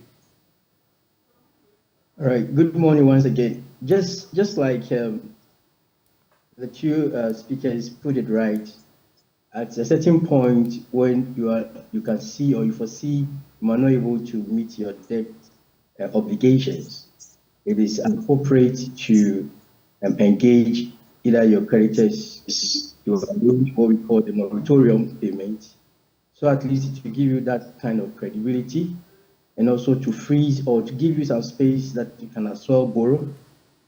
In debt service ratio, when you reach a certain percentage, you become not creditworthy for any financial institution to advance a facility to you. And for government to look good in the eyes of investors, I think it's appropriate for him to engage. My concern is about the timing. This engagement probably could have been done earlier, because there's economic ramification in looking at domestic debt exchange. A typical example where most of the financial institutions and security vehicles sit with government. And they have advanced these funds to government in anticipation of a certain returns. And these deposits are not from the bank itself, majority is from customers. So if I have advanced a certain investment to government with an expectation of a certain cash inflows, and that is it, the tendency of me as a bank not meeting requests from customers in terms of deposit recall will create a lot of problems. So from the community where the business people are, we're looking at, is our money saved? Anytime we want to call for our monies, will it be made available to us? That's the red flags we are raising. So we have a proposition that government should not. Oh, unfortunate. It seems the connection to Charles is a bit... Charles, can you hear me? It appears it's not too good. We'll try and rework the lines. And hello, Mr. I think he's back now. Yes, you can see you. Yeah, that's fine now. Right. We lost you. Oh, sorry. Is he okay now? Yes, much better. So we just lost you at the point where you were telling us what your proposal is and how you hope to receive your monies when you go to withdraw them. What we're proposing is very basic. Government should not only look at debt restructuring, but must also be looking at how we can create fiscal discipline to reduce its expenditure. When you have borrowed money and you are not able to pay, you must reassess your lifestyle and see how best you can reduce your expenditure, so you can also create space for the investor to get some money to plunge back into his business to reactivate economic activities. So our concern basically is about government reassessing the situation and see how best I can also cut down some of my discretionary expenditures to create fiscal discipline within the space. Right. So we don't only see the business people, but you as government must also show leadership in showing that we are in this together. And that will give everyone that comfort that, oh, it is not only me that I'm suffering, but government has shown some steps that is also reducing expenditure. But as it sits now, we have not seen that kind of leadership and that kind of steps from government to reduce its expenditure to meet the changes and the challenges within the business environment. Right. All right. So let me come to you again, Professor Gachi. Bernice here. You're reported by the Ghanaian Times as saying that this appears to be an imposition or by the government. We've heard from organized labor. It's concerned that government didn't negotiate. There were no talks with those who will be directly involved, and the impact will hit hardest. While this is happening, on the other hand, during his speech yesterday, the finance minister was courting the support of the public in ensuring that this debt exchange program becomes successful. How exactly will individuals be involved in ensuring the success of this program? And what happens if the worst happens and government is not successful in running the program? Well, I think you have provided answer to the question already. You heard a number of people claiming that they have not been consulted, no negotiating took place with them. So that is the basis of that statement. And of course, the regulators are for government, and therefore they will press on what the government wants. So it doesn't look like it's a voluntary, as said. So I think I just spoke about the quality of the negotiation, which was not done. Right. And that is a way by which you can do this. In fact, what would have been the situation if key creditors come together with government and provide a press release as done yesterday to indicate that they have understood the situation. They are willing to sacrifice some level of interest and some level of principle, and that they have agreed on this together. I believe we will not be here discussing this. So I think that is the point I have made. Right, but Prof, my question was, government is saying that it expects overwhelming support for this program. How would we give that support as a people? And what happens if this program is not run successfully? Well, I think much more engagement will have to be deepened. We have to throw away all kind of cloud that we have, go down to the people, speak with them, explain the issue to them correctly, and appeal to them. While at that, I believe some statements are not correct when you match that with what we know in finance. For example, you cannot say that the value of the bond will be the same at a future date when you have changed the terms. That is not correct. You cannot say that nobody is losing anything after changing the terms of the bond. So that will have to be explained to the people, because we have come to a crossroad. The borrower is not able to pay. That is why he's calling for this debt restructuring.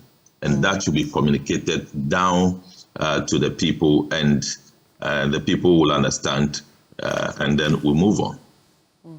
Right. Professor Lord Mensah, in practical terms, how do we give the support that government is asking for? Is it just by merely saying, okay, we support you, or we need to take certain steps to show that support for the program to be successful? Okay, so before I come to your question, you see, government took the contract that's involved, when it comes to bond engagement for granted. We need to understand that finance, law, and economics goes hand in hand. The law is there to put in some trust in the financial space. If you take the engagement, you see, the financial relations, that goes with, the kind of statement that the finance minister made. We may take it, on a surface, looking at possibly, we say, okay, fine, institutions are invested, individuals are invested.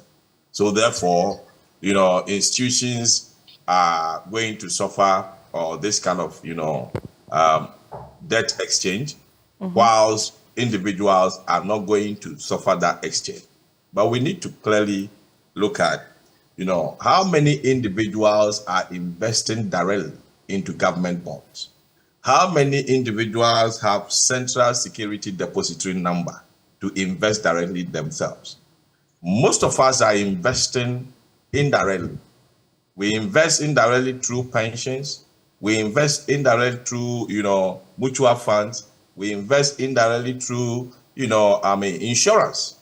So effectively, through banks as well.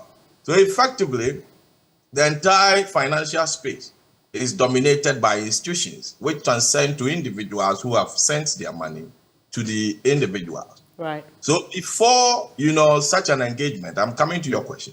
Right. Before such an engagement, there should have been an engagement to revert most of and bonds agreement or bonds investment in this country, so that at least when you trigger this restructuring and you revert those laws in Parliament, which is a representative of the people. So at the end of the day, when it goes through Parliament and you do your groundwork to engage individuals one way or the other, it turns out to be more or less, getting the buy-in of the people. But you don't make the announcement before you indicate, the buy-in of the people. No, you need to respect the contract that the people had with you as a borrower. That's in this case the government. If you respect the contract, and let me tell you one thing: if you want to keep, the serenity of the financial space, if you want to keep people's trust it's about respecting the contract you have with creditors. The creditors provided their funds in anticipation of a certain levels of interest rate. Now these interest rates are going to be changed, which will derail, their expectations. What do? The laws that were binding as a result of, that earlier engagement, you need to revert the laws, change it to suit your new agenda. Because as a borrower, these days, we cannot say even government instruments are risk-free anymore. And of course, those indicators that were given in the textbooks, in practical sense, may not be like that anymore. We know sovereign entities have been, defaulting over the years. But Ghana, this is the first time that we are seeing this restructuring, right?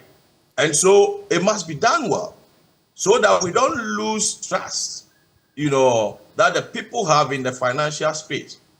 Over the years, you barely see people developing interest in, investing in T-bills, People were putting their monies in things that they can control. All right, Prof. So to my question, how do we practically get involved in this debt restructuring program? Government is courting the support of... It's the borrower that needs to initiate that kind of engagement. By? It's not, you, the creditor or the individual or the pension, contributor that is supposed to do this. The borrower needs to take initiative to ensure that they meet the people. And I gave you the answer. The answer is through Parliament. That's why I said, before the contract of bond that will come between creditor and the borrower. In this case, the creditor are the people who are investing through institutions, right, who are being represented by parliamentarians. Right. So you go to Parliament and see they are buying. Okay. Finally, on this, in his speech yesterday as well, the minister cited two countries. He spoke about Jamaica and he spoke about Greece. But when he spoke about Greece, he mentioned that Greece had to almost as if forcefully implement its debt exchange program by enforcing the law. And he mentioned that they didn't want to do it that way. And so this is voluntary. So what happens if debt holders or bond holders do not trade their existing bonds for the new one? Of course, we need this, debt exchange. If we don't get this debt exchange, government is likely to default on some of these, instruments that people are holding. If government default, the economy, as a result of raising funds from one way or the other in the domestic market, is going to be grounded. People will not trust the government anymore. So we need this restructuring. We need the buy-in of Ghanaians and potential creditors to have this done. But then, if you want to do it, like I said earlier, ensure that the people are part of the process. Right. In terms of ensuring that people are part of the process, well, how much of a part of the process do you feel, Charles, on the back of all of these business owners? Basically, this is being shoved down the throats of the business community and investors, so to speak.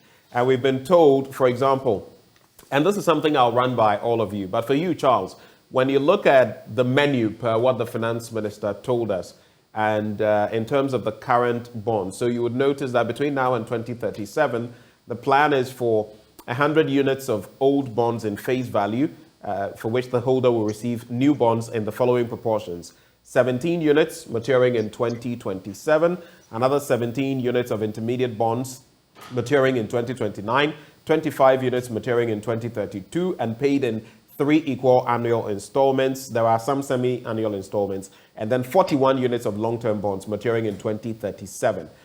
For you, those in the business community, especially in Ashanti, what does that imply? Do you have some of your members investing into these bonds, and what are the expectations on this matter? Yes, thank you once again. Obviously, every business man or woman will obviously want to have some kind of diversification in terms of its business portfolio.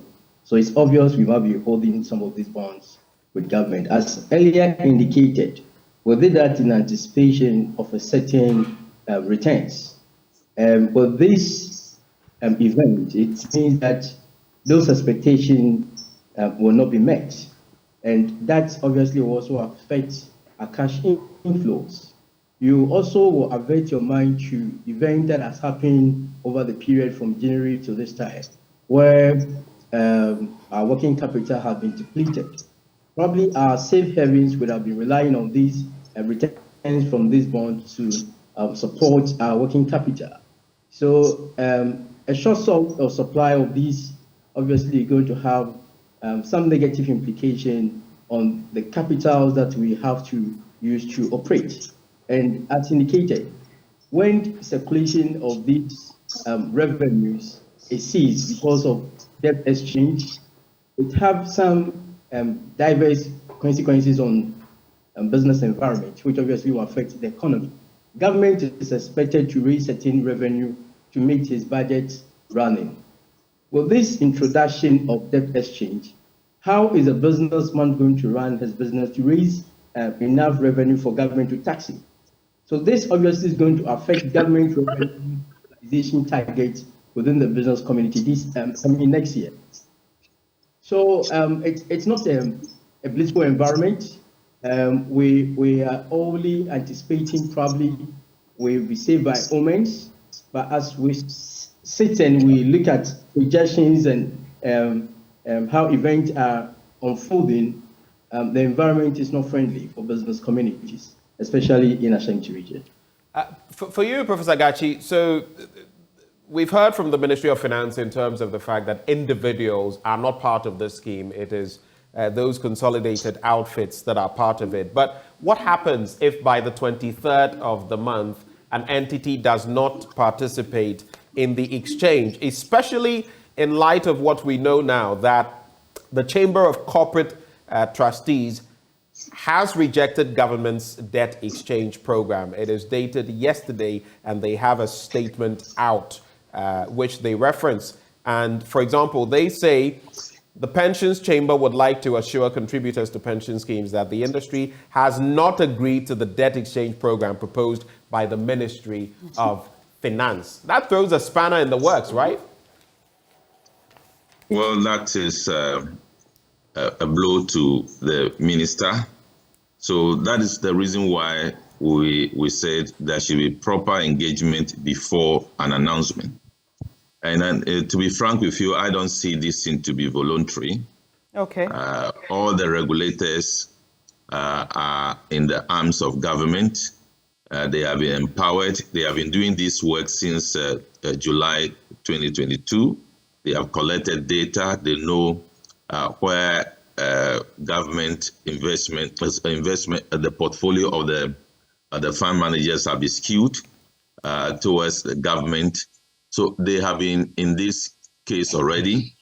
Securities and Exchange Commission has triggered some provisions in the law to deal with this matter one way or the other.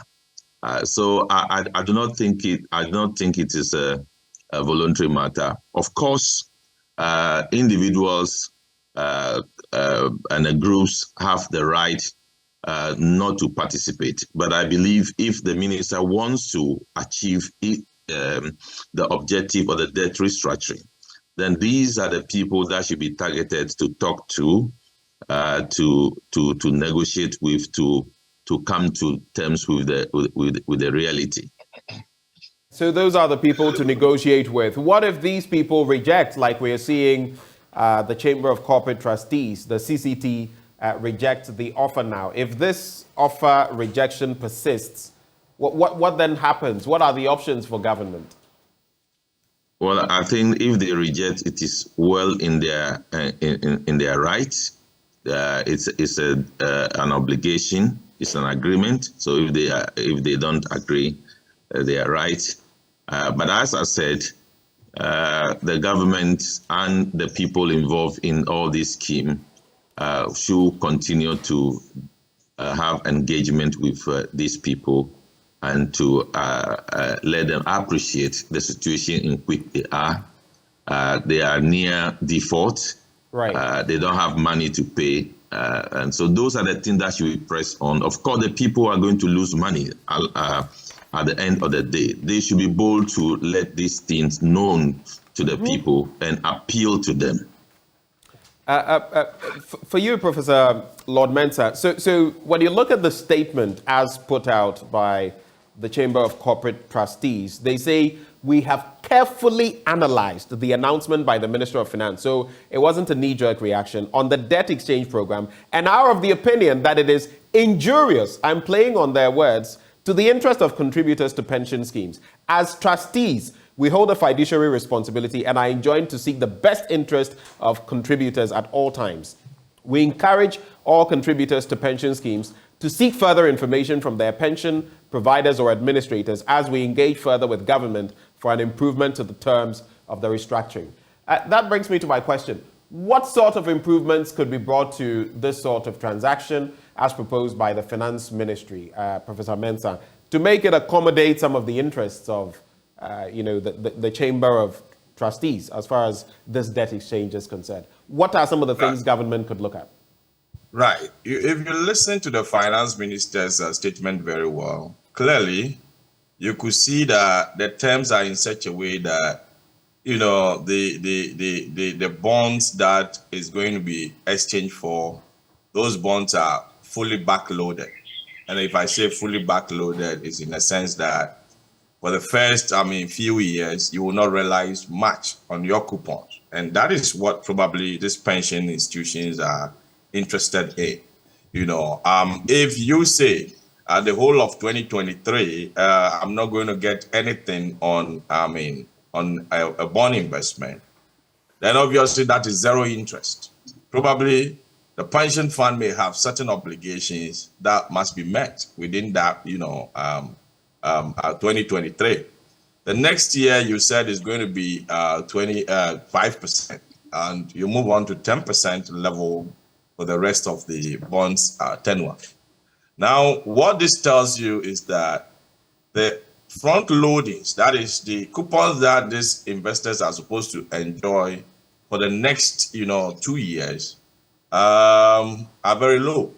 So probably if they are rejecting the terms, then they may want the finance minister to restructure in such a way that if next year they may get something, the following year, get maybe more than the 5%, and then the levels that it will be played, possibly look at, taking the 10% to 15%, and then reducing, the time period from the 2037 to maybe lower number of years. So effectively, these are the things probably negotiations can play on. But the question is this, structures or new exchange format of bond coming from the finance minister? I don't think it's coming from the finance minister. It is coming from IMF. So the finance minister must make sure that Ghanaians get a buy-in into this. But from the fund, this is possibly a way to go so that we can get a deal with the fund. Because if you listen to the finance minister very well from his introduction, this restructuring is triggered as a result of having a staff level agreement with the fund. So effectively, the finance minister may not own this kind of exchange, but then it is IMF that is passing on through him so that he will communicate it to the creditors. Other than that, the best way, if the finance minister should own it, he can what? Change the terms in there to suit what the pensioners need. And like I said, it is too backloaded. That means that the enjoyment in the restructuring will come later in the years.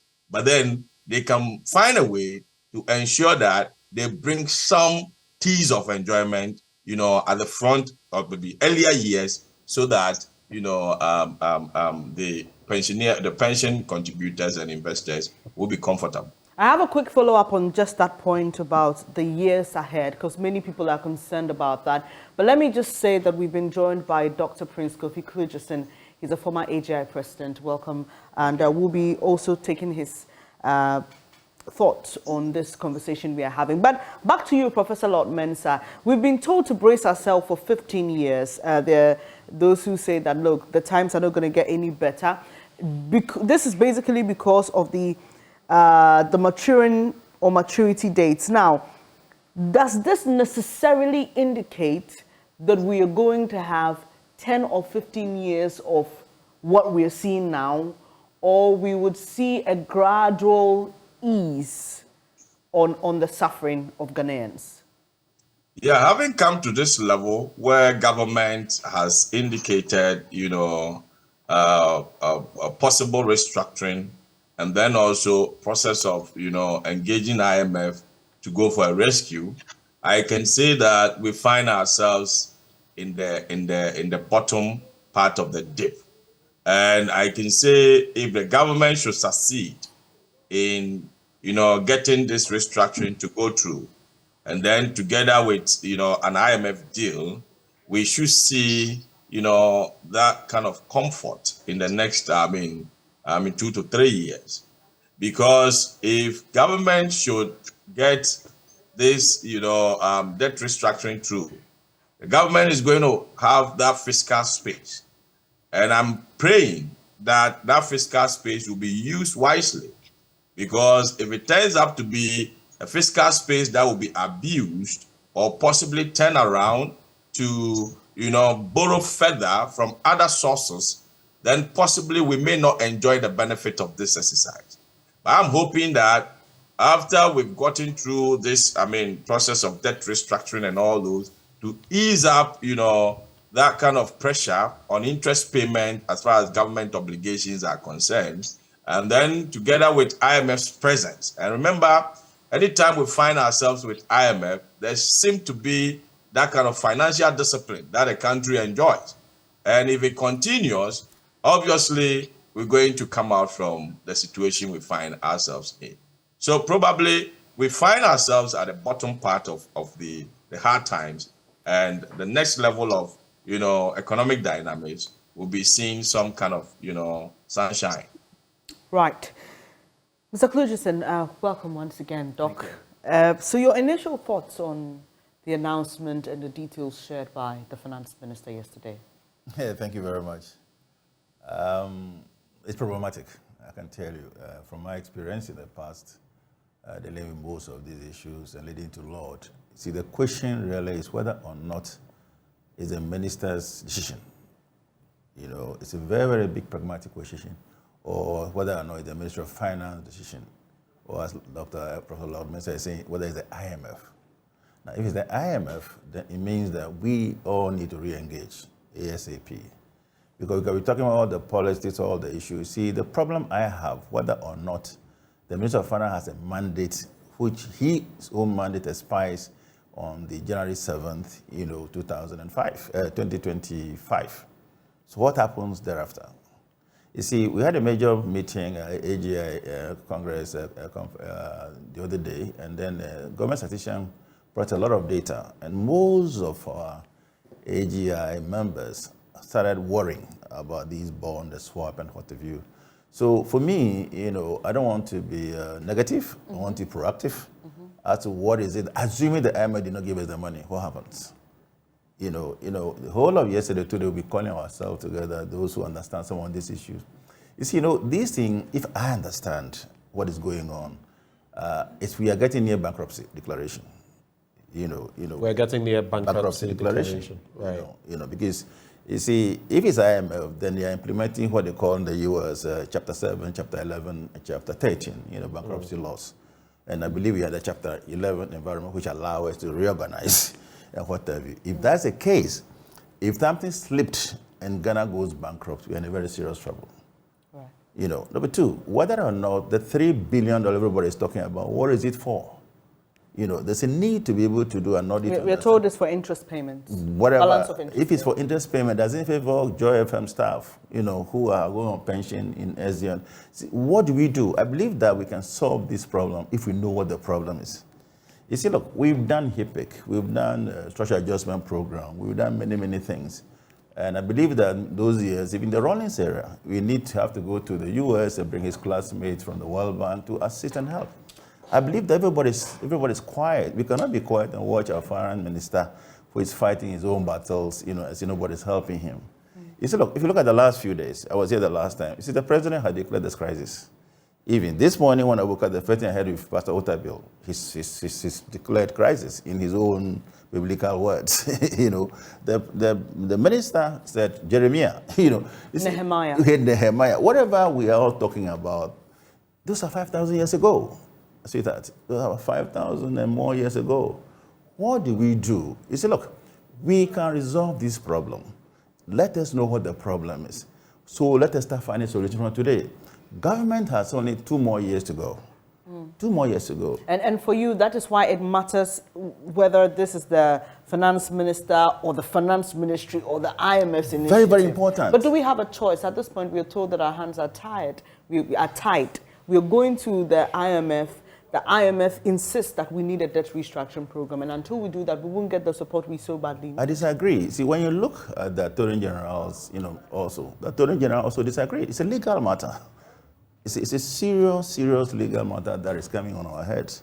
But the Attorney General of the state disagrees. If you hear the comment. Disagrees with what exactly? The issues about the bondholder. It's a legal issue. You are holding your pension. And then somebody said, carry it out. There will be a lot of legal issues that are coming forward. See, so I'd like to be very practical about the matter and see what exactly is the issue.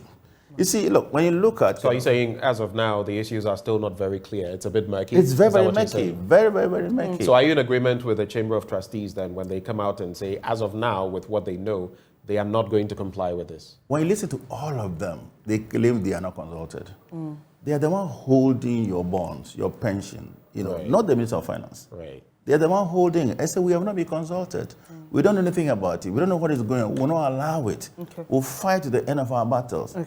Let me bring in Professor Gachi here. So, Prof, do you agree when Dr. Klugerson suggests that we may be nearing bankruptcy?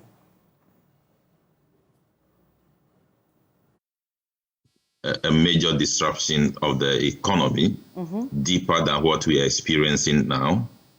But we shouldn't be blackmailed with this difficulty that we may get in if we don't go through the debt restructuring. Sorry, Prof. Sorry to interject, Prof. I didn't get your answer to my question, your initial response. I was asking if you agree that we are nearing bankruptcy. I say I do agree that there is, if this thing doesn't go through, we may enter into a major disruption of the economy. I'll need you to... I'll need you to also clarify this for me. The minister said that individual bondholders will not be affected, including pensions. For many people, some of these conversations are quite hard to grasp. So just help us understand how the issue that my colleague Benjamin raised comes in here with the trustees having concerns about the likely impact on pensions, even though the minister has said that pensions will not be affected. Well, I think we explained that point already, that many people do not buy into the bonds directly. Right. They pass through institutions. Right. So if these institutions are talking, they are talking for the individuals who pass through them. Right. So if you say individuals will not be affected, that is not that's not clear. So the way we understand things in the financial market is that people pass through institutions and buy their bonds, and that is it. And if you cut the investment of institutions, you are indirectly affecting those who pass through them to do the investment. That is how it is. Right. Finally, for me, for now, Prof, we've mentioned, even in this conversation, that yes, there will be some monies lost, whether we like it or not.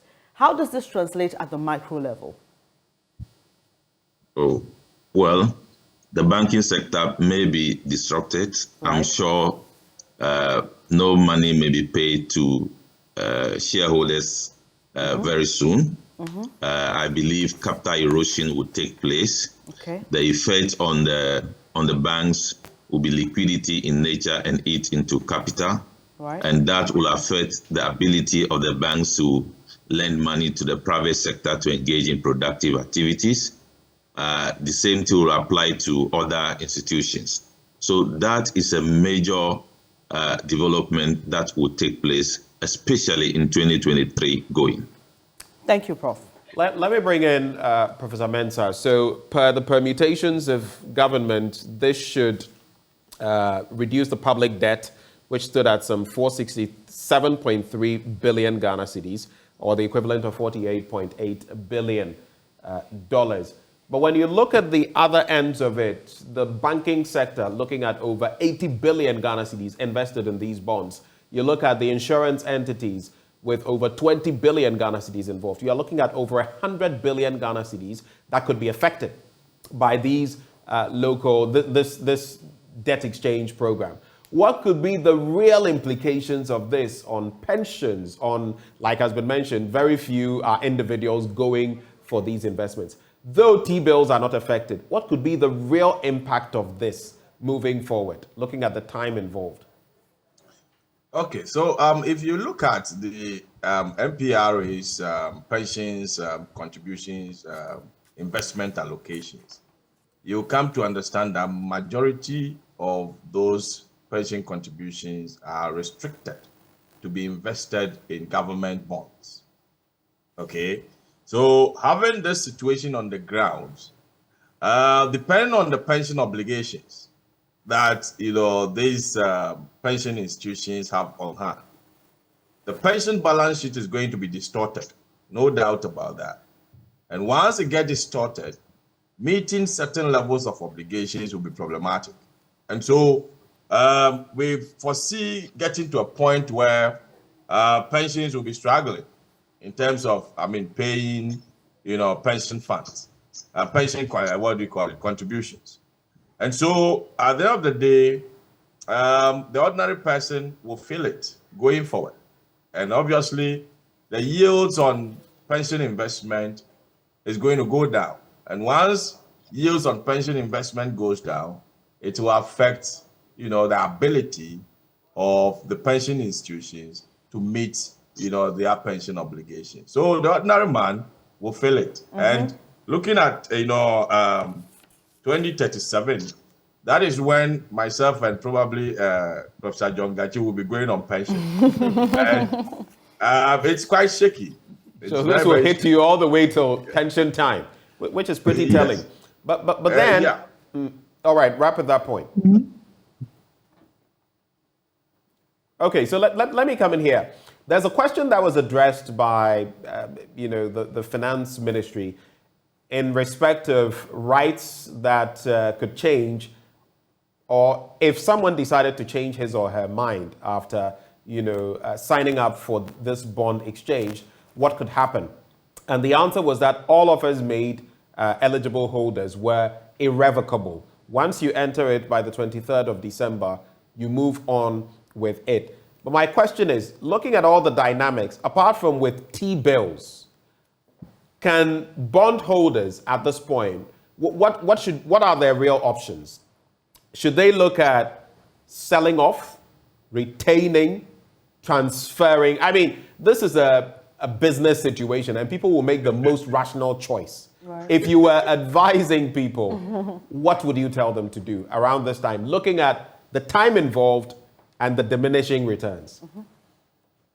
Yeah, well, what we find ourselves now, I can tell you that anybody who is ready to sell his bonds, you will not get market for it. Who is going to buy bonds that is likely to face restructuring? So it's time that options are very, very minimal.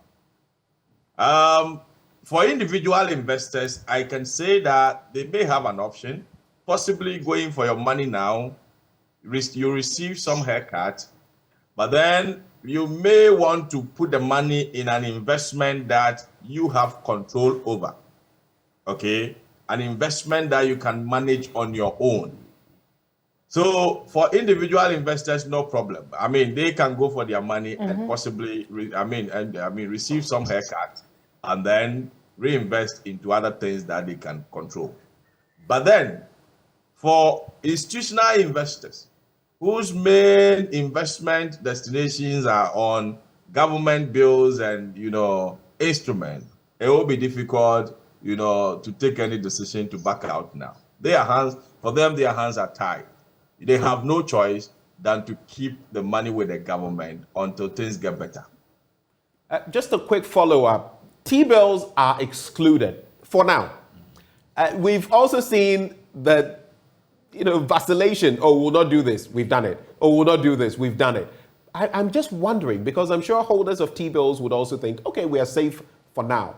But depending on how things go, we saw how the e-levy, the projections were. And then when things didn't work out, now we've seen how things have turned out. So with these bonds and the 23rd of December, would there be a window? Is it even possible that those with T-bills, if things don't go right per government, could also be affected? I just want a very broad conversation on that. What is your take?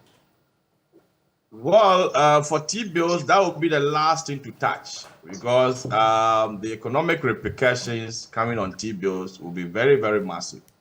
Now, government is looking at, possibly having that medium-term obligations extended to long-term.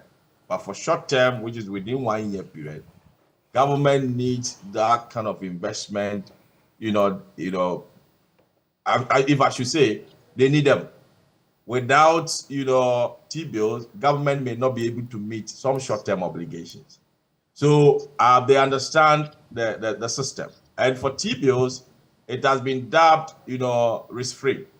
And being risk-free, and more so coming from, a government with that kind of sovereign power or sovereign credibility, it will be the last thing to touch. And so T-bills, I can be sure that for the next few years and few months, that is the sure investment you can have. But then beyond that, it's quite shaky.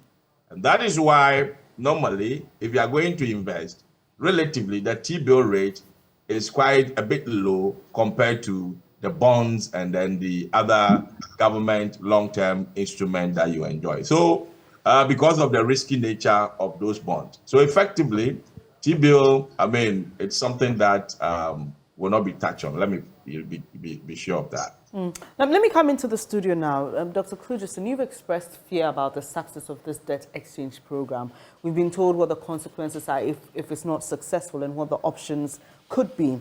But for you, what will be the way to go from here? There are complaints about no negotiation. There are concerns about trust, like Benjamin has just raised in previous instances where we've had government say, we won't do this, and then it goes ahead to do it. So what's the way forward? How do we get out of the woods? Because clearly, we need a solution. You see, we've been working with government, even though we are not government officials.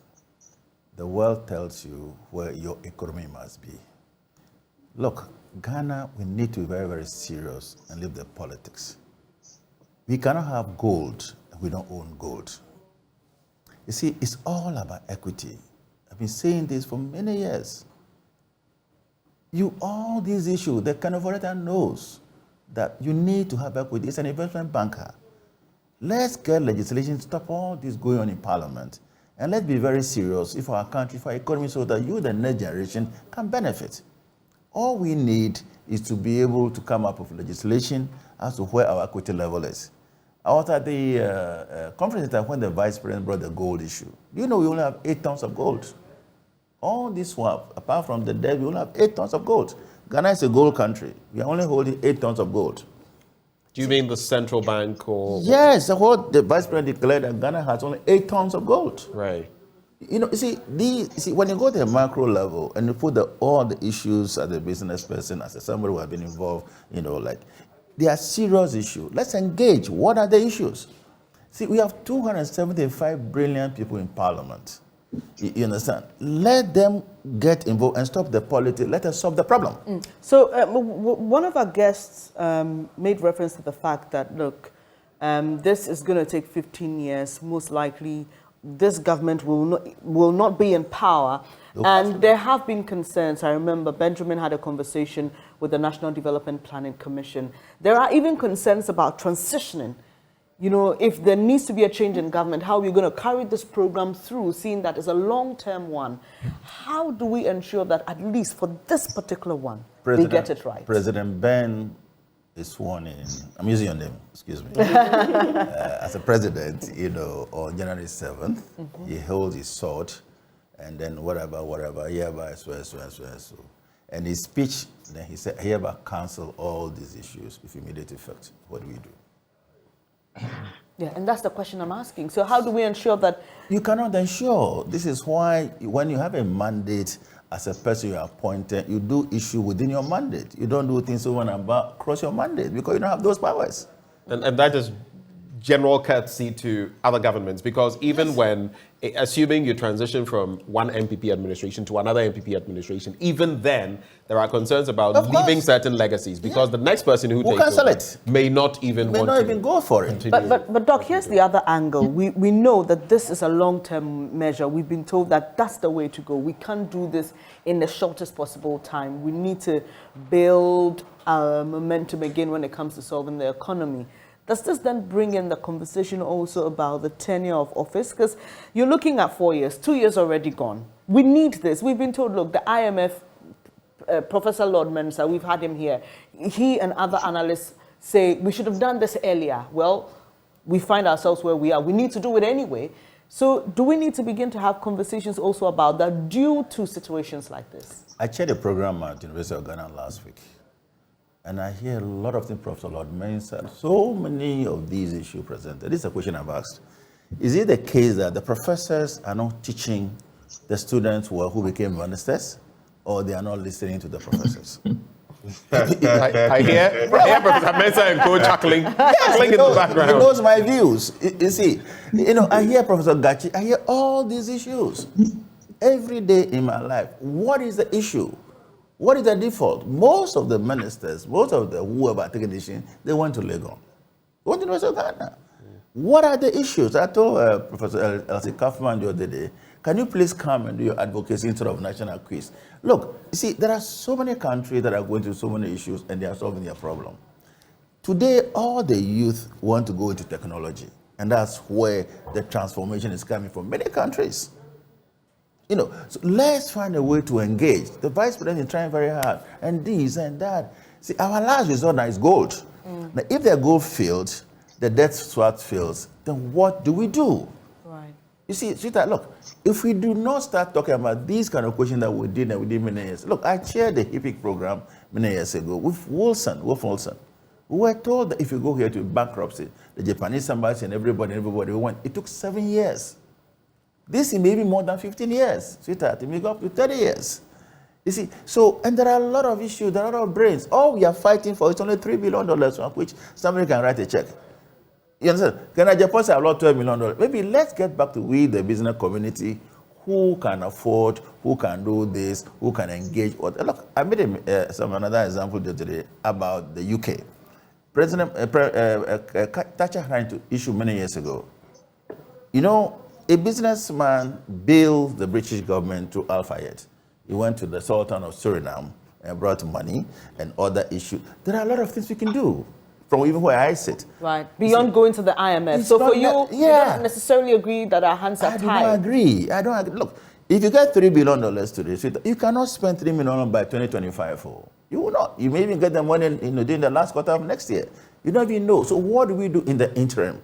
So I do not agree on all those things for now, because we are stressed, we have problems. Let's engage. Okay. Speaking of that engagement, let me, and I know, Charles, we'll come to you shortly, looking at the business dynamics, you as chairman of the Volta Development Forum, and you with the Ashanti Business Owners Association. But I'd like to very quickly find out from both Professor Mensah and Professor Gachi. We've been told that debt relief will be required, let's just go outside a bit, from all external creditors, including Eurobond holders, and that the external debt exchange parameters will be presented in due course. So we don't have the fine print yet. How do you feel this could go with our external creditors on this? They have their options. We are in a problematic situation. We are basically going to beg them to be merciful and to us. What are the dynamics we are looking at? I'll start with you, Professor Gachi. Okay. Well, what I know is that we have made some attempt to engage our foreign investors, and that attempt has failed. That would have been the easiest approach to undertake, but that approach has failed, and I believe they have constituted a number of teams to engage them again. So perhaps they are waiting for the result of that engagement. Having said that, I think the investors have learned lessons from the HIPIC initiative, where there were a number of debt forgiveness, etc. Yeah. They have not seen any change in the African leadership. They have not seen commitment to using or to creating value for debt, using debt for what it's meant for, to lift the country out of the woes. So it is difficult for them. Just around 2020, they provided a lot of money to support us fight COVID-19. And that we are not even able to provide an audit report to indicate how we have spent the monies. So all this very clear on the minds of the external creditors. It becomes very difficult for them to agree to deal with this. So, in other words, the incentivization is not there. We've not shown ourselves responsible, and we've made it very difficult for them to even give us debt relief or forgiveness. Yes. Even if you divide the external creditors into commercial creditors and bilateral and multilateral, take the bilateral, for example. IMF, for example, has given about $1 billion in HIPIC time, in COVID-19 time. And then if you convert that money in today's term, that is a huge sum of money, and that we are not accountable to that. And IMF, World Bank, and etc., they are the one who can easily undertake debt restructuring because they are discretionary in nature, etc. But I do not think that we have placed any good record before them in terms of managing funds. And that is why we need to feel this pinch by focusing on domestic debt restructuring. So, as I said, the next batch of the team that have been sent out, I will wait to see whether they are able to convince, especially the commercial creditors, to lose their money the way the minister was talking about. And that's interesting the way you put it. For you, Professor Mensah, what is your take on that same point? Interesting when Professor Gachi says that we've not given them the right incentives. We are not even giving the right reports when it comes to sums of money that have been given us for free. So if you can't even account properly for that, what will be the incentive to forgive your debt? Your take? I think looking at the component of creditors we have in the current, debt, it's not compared to what we had in the 90s. What we had in the 90s, where we can easily go for HIPIC in the early 2000, was more or less a bilateral debt. Was more or less debt that the creditor was, maybe an institution, which could be an IMF. So when it comes to creditor concentration, negotiations becomes, easier. But then looking at the current, debt that we have, you could see that the component of our creditors are quite, open. You're looking at someone sitting somewhere in Switzerland contributing his pensions, and his pension manager has decided to invest on the Eurobond market, which Ghana, went there to borrow and all those. Somewhere taking up somebody's insurance premium and intend to invest on the Eurobond market, and Ghana going to borrow from. So you have an open-ended kind of, creditors, which negotiations will be tough. But then the creditors themselves know, and they themselves, providing the funds to Ghana, they knew very well that a developing country like Ghana, the likelihood of default is very, very high. They know the risk and the risk went with the possible returns that they've enjoyed over the years. I have a friend in Switzerland who is a gatekeeper on African, Euro bonds. And he tells me that they enjoy African bonds because when they, sell out the bonds, within the first few years, the interest that they enjoy, they have to, if it's Europe, they have to invest for so many years before they can enjoy, this bond. So those are possible coupons. But then they knew very well that the risk is high.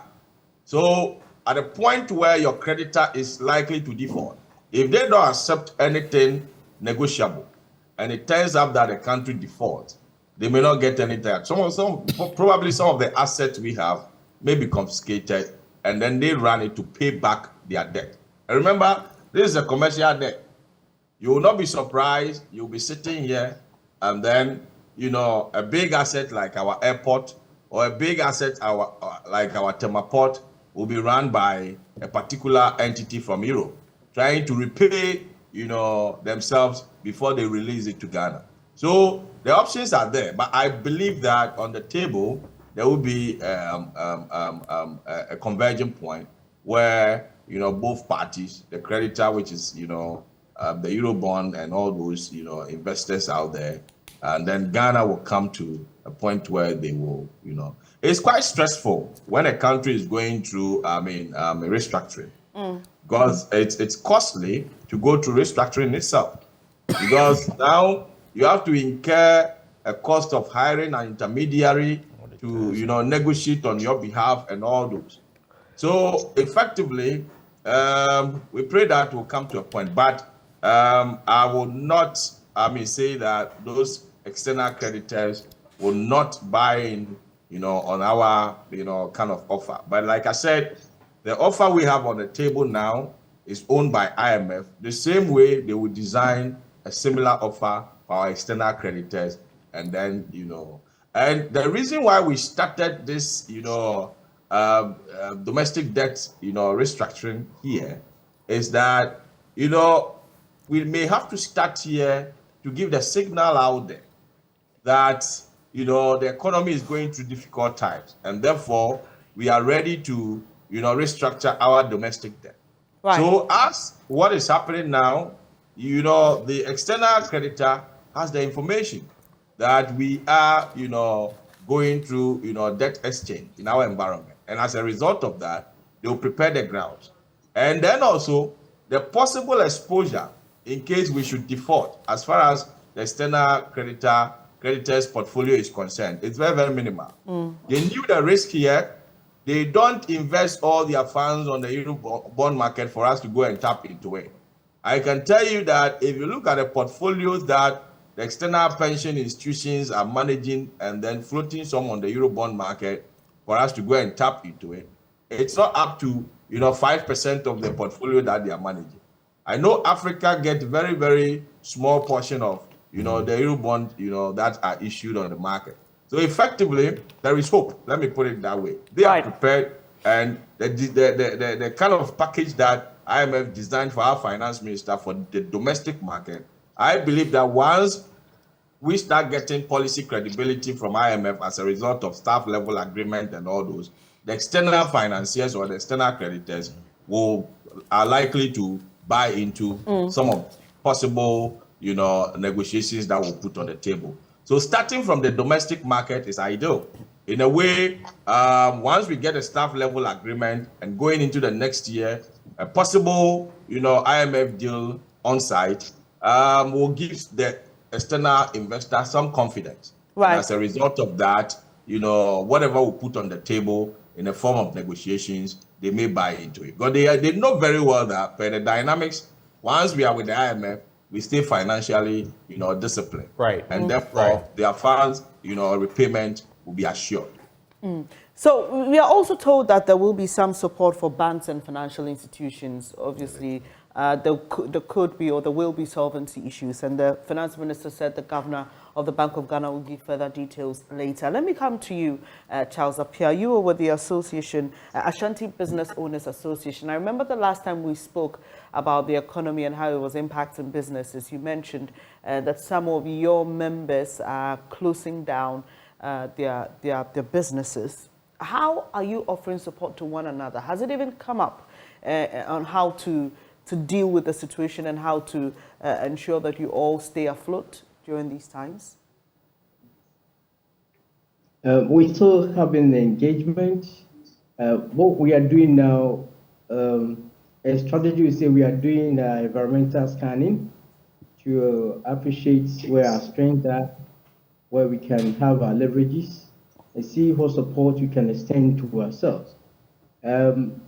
We are already in a very disrupted environment because even supplier credits have been cancelled because of the challenges within our economy. So what is left to ourselves is how probably we can intertrade among ourselves as a business community.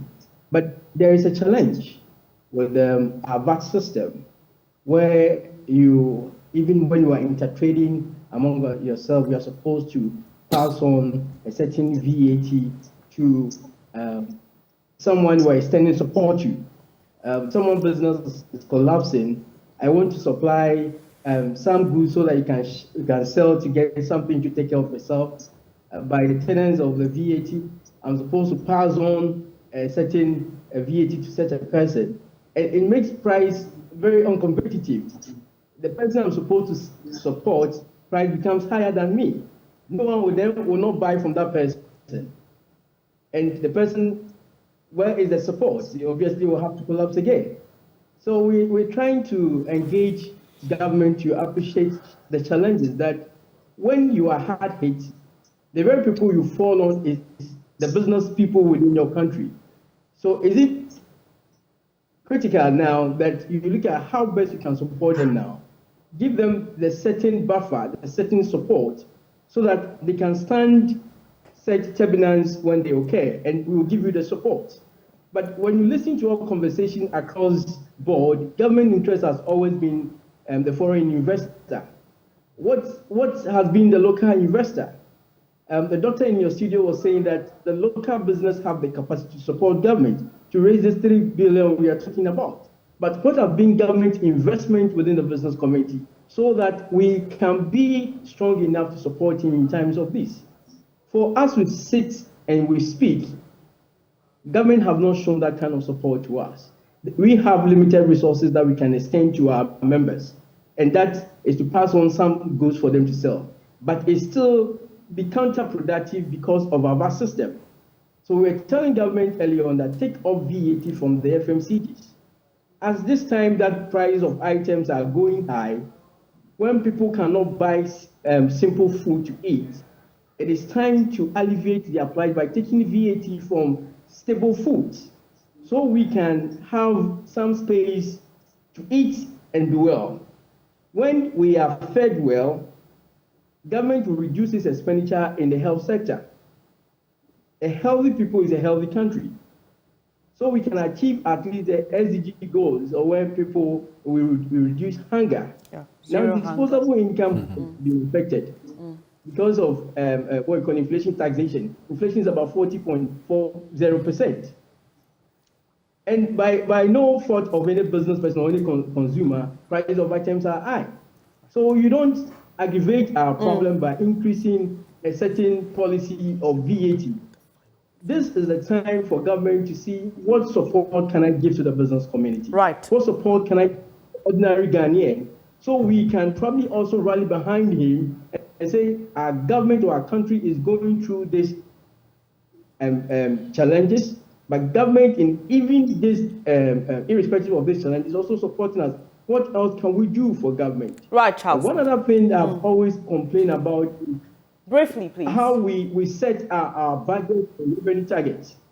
You see, has government done the analysis to appreciate what challenges businesses are going through at this time? Is it always about government raising revenue at the expense of collapsing businesses? This conversation of the bottom up must be introduced, where business will tell government, this is where our interests are. If you already support us, this is how much we can raise for you in terms of revenue. so that you don't always sit and just introduce something that does not meet the challenges and solve this problem we are facing. Okay, Charles, for the sake of time, we would have to, but thank you very much for those thoughts that you've espoused. Bernice? Right, so I mean, we have the former AGI president here with us, who's also president of the Water Development Forum. I was just about to ask him, in practical terms, how can businesses survive the current economic situation, and how can they offer support to themselves? You see, it's very difficult for now, but history has shown us that Ghanaian business, from one way or the other, supports government, and we always find a way to get out of this mess. But there must be honesty from government to the business community. You see, Ghanaian business community... Has that been shown so far, honesty? No, it has not been. You see, if it's been, we'll not get here. You see, it's been, we'll not been here. You see, when you look at the economy is not that bad. When you go around, we see Malcolm, bigger shops, you know, many activities are going on in the country, physically, you know, and people are buying, the buying power is going on. So what exactly is the deficit? You see, we need to have clearly understand the deficit and seek help for those deficits.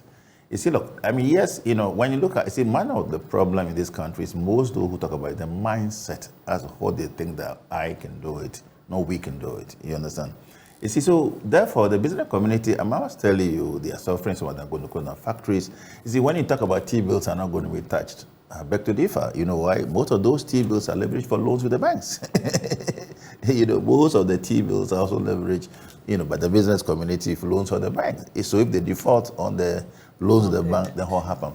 So there are a lot of issues that are there, but I don't think that it's not that bad if we believe that we can deal with it, we can solve it.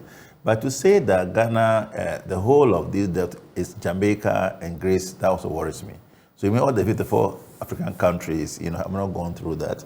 So there's no sampling to do. No, I mean, those were just examples he cited. And we understood it to mean he was just trying to create the differences. For Jamaica, it was voluntary. For Greece, it was compulsory through legislation, and said he didn't want us to go through the Greece way.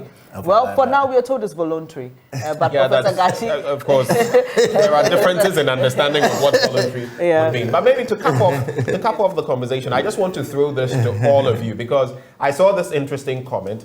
Otukwame Kingsley sent this in, and he said, in all honesty, shouldn't someone be punished or made to face the laws of the land for leading the entire country into this economic mess? The commentary around our economy seems very scarce, and we are just doing or playing the blame game, explanations and looking on with English. The reality is biting very hard. Why always make the innocent suffer in this country? So in terms of who should carry the blame or where we should place the buck, what is your take? I'll come back into the studio, but let's have quickly the three of you on Zoom. Professor Gachi, let's do some 40 seconds, same for Professor Mensah and same for Charles. I'll start with you, Prof. Gachi. Well, I think in all sincerity, without any malice, I believe people would have been open to this discussion more if another person were to be telling them. How do you mean? What I mean is that, you know, the finance minister was the one who was borrowing. He has his borrowing plan. Over the past 6 years, and it has gotten to this point.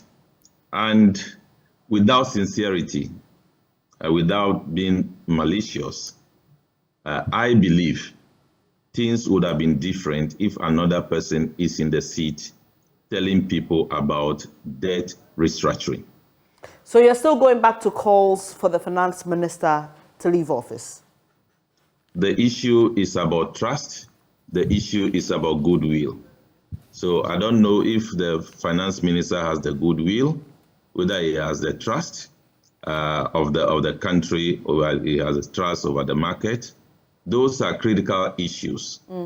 So that is the way I see things. But Prof, for our viewer, he thinks somebody should be punished, somebody should be made to face the law, someone should be responsible for where we are. That should be left with others to discuss. Sure. I am from Professor Mensah. Professor Mensah, maybe you are one of the others. What's your take in 40 seconds? Well, probably I may be one of the others, but then, unfortunately, our constitution does not, give us any room for a finance minister or an economic manager who come to mismanage the economy. The best or the highest we can go is to replace, the finance minister, which an attempt has been made. I know very well that at this time, those attempts will not end up anywhere. So effectively, under normal circumstance, we should have changed management. But then it's a constitution we have adopted, and the constitution does not make room for anybody to be jailed or anybody to be. It talks about causing financial loss. Exactly. I was coming to that. Yeah. Causing financial loss to the state. The interpretation over the years, at the law court, my understanding is that, when you are giving money and then, the money get lost or the money get misplaced, that is when, we interpret it as causing financial loss to the state. But then the indirect ones, through mismanagement and all those, the interpretations, the law court finds it difficult. That is why most of the time you see people going to the court and they are released. So effectively, it's a structure or it's a system we have adapted. And effectively, we cannot do much about it until maybe at the end of the 4-year cycle that we can use our thumb to change. Right. Okay. Charles, same question to you quickly. There's a viewer who thinks that someone should be held responsible for this. What's your take? If the two professors do not give a verdict, who am I to give a verdict? But my basic principle is leadership is about responsibility and accountability. Someone must take responsibility to some of the actions or inactions that have plunged us into this stress. And the question of accountability is, those borrowings, were they right? Were they legit? Did they help us or not? If it did not, those who have benefited from such borrowing, are they ready to refund such benefit back to the state to support us at this critical moment? At this point, I'll leave it as it is now. I'll give you the final word, Dr. Klugerson. Well, I think it's a very simple phenomenon. Two options. My friend, the Minister of Finance, go very biblical. If the biblical way, then we look at the Moses story, where he couldn't reach Canaan. Then the last one is the Black Stars. And hand it over to Joshua. The Joshua. Okay. So the now the Black Stars coach. So should the finance minister be handing over to Joshua right now? I didn't say so. What I'm saying is, he's my brother. He's very biblical, so I'm just referring to the Bible. So you're speaking in parables. In parables, and also the Black Stars coach. Right. Otoado. Otoado, voluntarily. Maybe, you see, these businesses are not that issue. See, Ken, let me be honest, he did very well, but he's tired. Ken did very well, but he's tired.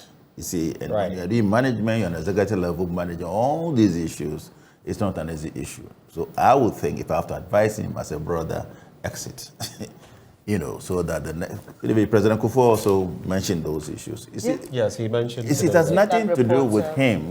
Let's see what can happen. So we shouldn't personalize it. No, I don't think so. Because look, he did well. If I want to give you history coming to this country, but it gets somewhere where when the signals are there. Now, now you're saying coming into this country, are you saying he did well as a businessman before venturing into politics, or he's done well since he became finance minister? One of the issues in Ghana which people fail to realize is our names.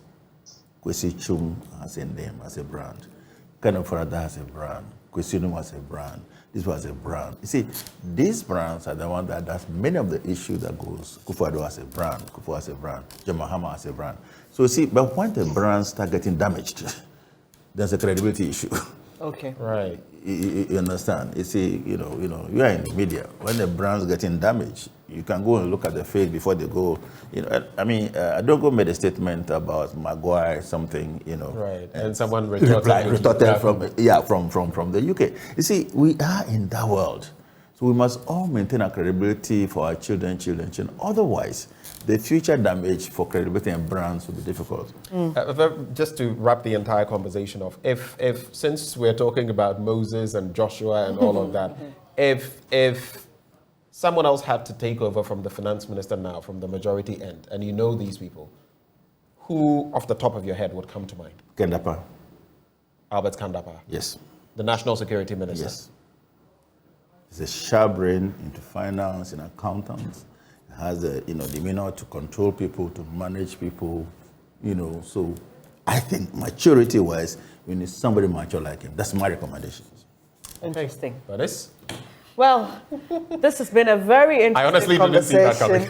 Honestly, I also didn't see that coming. But I mean, this is Dr. Kluges and we are talking about. He's worked a lot with some of these people and has a wide range of experience in various sectors. So thank you so much to our guests via Zoom, Professor Gachi, Professor Lord Mensah, Mr. Charles Appiah, and to you, Dr. Kluges, and thank you for helping us digest this issue of our debt exchange program, what the consequences are, how it will affect you as what we like to term as an ordinary Ghanaian or as an ordinary citizen, and what we must brace ourselves for. Well, water is life. It regulates your body temperature and keeps you alive and kicking. Awake is premium purified water treated through a strict purification process to ensure that every bottle on the market refreshes you better. We have the perfect sizes for all occasions. 330 ml and 500 ml bottles to fit your pockets and bags, 750 ml for the heavy drinkers, and 1.5 liters for those who always want more. We've introduced our special 19-liter jar for offices and homes. Now you just need to stay awake with Awake Purified Drinking Water wherever you go. Come on, grab a bottle of Awake water and get quality hydration.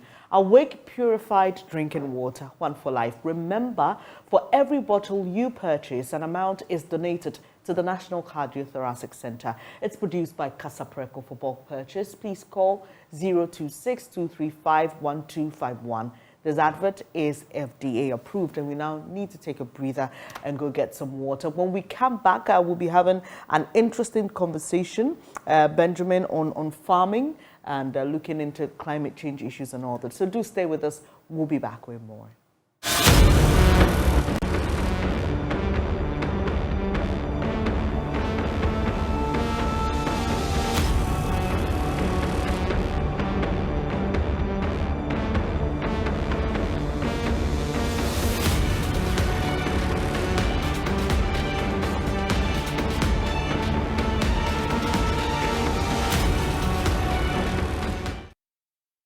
Good morning to you. Thank you so much for staying on the AM show. It's now time to have that conversation I told you about farming, climate change. And it's all because World Antimicrobial Awareness Week is being celebrated. I've been joined by Nelson Godfred Ajiman. He's Secretary General of the Coalition of Farmers Ghana, for short, COFAG.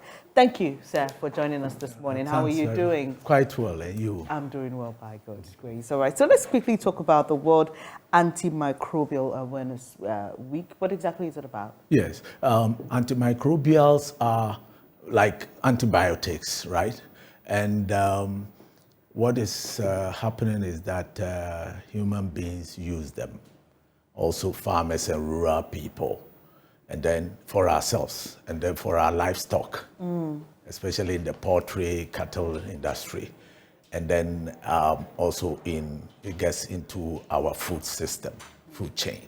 So why is it important that we focus on these antimicrobials? Yes. We self-medicate. We use them without the right instructions, either from doctors or veterinarians. And because of that, we think it's a shortcut to, go into them. But because of that, the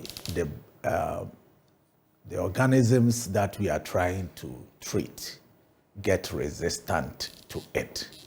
So it's just like how human beings react to antibiotics. When you abuse them over some time, then the bacteria gets used to getting its way around it and it becomes ineffective. Yes, and then it doesn't work. Right. So then you know that there is sometimes also human-animal transmission or animal-human transmission of diseases and germs and all that. And in this era that we are in, when diseases are quite, we can get pandemics and epidemics, this is very, very important. So the world has, international community has taken 18th to 24th November of every year as November of every year as the celebration. Okay. But you if you do it only a day or a week, then it loses its relevance. So once we launch it, we do it throughout the year, and then also in the ensuing year, so that the issue is still on.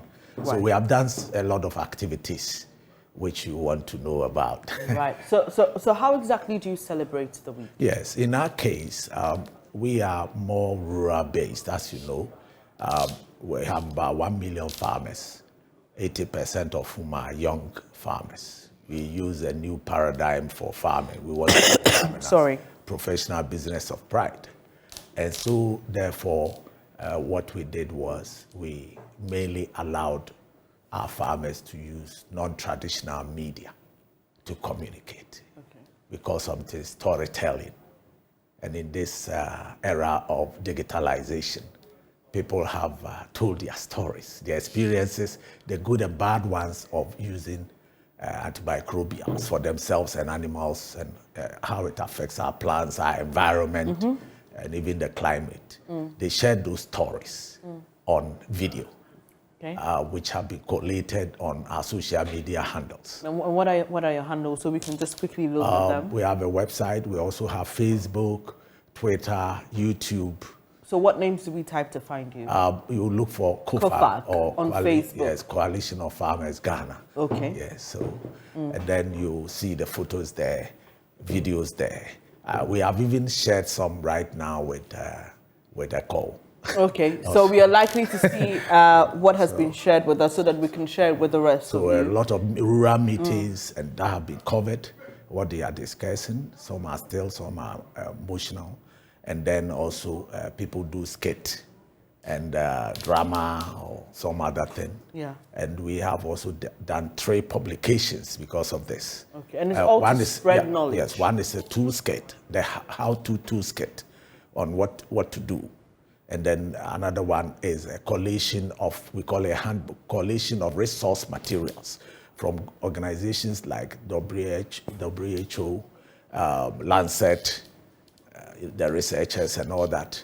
There are links. We have collated all the resources. If you want to do further research on the subject, you do it. So those handbooks are there. Then we have a manual about a bottom-up capacity and skills given for communication and advocacy, right? So as to beef up the communication capacity of farmers and rural people so they can share information, they can advocate, and they can get involved in this kind of public educational things. Wow. It's very important because we have issues that we are not able to articulate. Yeah. Sometimes we are shy, voiceless, if you like. But farmers have a lot of issues. So that is a capacity building, capacity strengthening, skills given on how to communicate, how to advocate, how to even identify the issues. Little research you can do without a lot of money by, focus group discussion and things like that. Even collecting information amongst yourselves, because it's a network, and within a village, it's easy to get a lot of information. We call it local knowledge. So all that, how do you use all that to build your capacity and to communicate? And now the storytelling, which is the old system we were using, has come into a modern paradigm again, globally. Storytelling has been recognized as a way to communicate. So people are telling their stories. Right. So this is geared towards the farmer, especially in rural Ghana. Yes. But there are also issues of climate, there's issue of post-harvest losses and those other kind of things. You still use the same medium to educate the farmers on how to deal with such challenges. We are involved in the value chain issues from, if you like, land acquisition, land. We're hoping that there is an opportunity for us to be capacitated and resourced financially to do advocacy, to empower farmers to do advocacy on the matters that affect us, apart from this health thing, or the value chain things. We hope we also will get a grant. I don't want to mention the organizations now because we are now applying. If they are listening to us, they will know we are here. And the idea is that we will empower farmers to tell their own stories. at the community, district assembly engagement, private sector engagement, CSO, even media. We need to, for us to come here, we have really advocated you to come here. You have been so kind to accept us on board. So those kinds of skills should be given so that we engage the multi-stakeholders.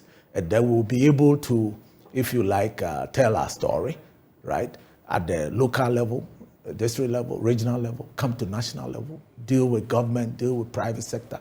Financial institutions, it's very difficult to get farmer-friendly financing, you know, input supply, you know. They say farming is a risky venture. So yeah, it's a professional business of pride.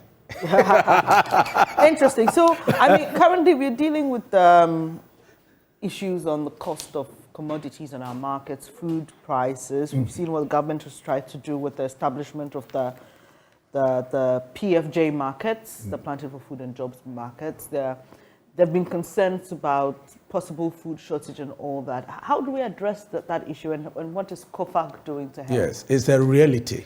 It's a reality, but an unfortunate reality. It shouldn't be the case. If you notice that of all the 5 continents, Africa alone has 60% plus global arable land, which is good for doing our staple foods. It's the world that should come begging us. The presidents of the world, the big powers, should come to Africa, including Ghana, to beg us for food. It shouldn't be the case that because of Ukraine war, which has only 2% of global arable land, then we are hungry, we are starving, and food prices are hiking. It's unfortunate. It's a policy issue, it's a program issue, it's an intervention issue, it's a matter related to how we have handled farmers, you know. And some of the current solutions are knee-jerking solutions. We have to have a long-term perspective, a strategic approach by respecting farmers and recognizing and acknowledging farmers' networks.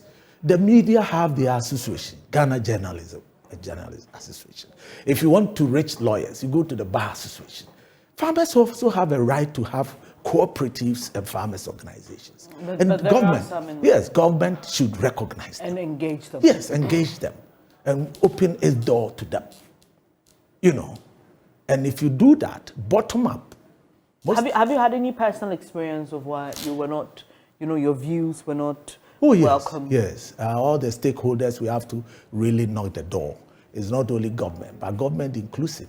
There have been some reception, especially at the local levels. But as you rise up on the policy ladder, local to national level, it becomes a bit more difficult. You know, there should be a deliberate, written down policy, perhaps even a law, that government will recognize farmers' organizations. Right. We live in a democracy where there is freedom of association. And we are legal entities, we are registered.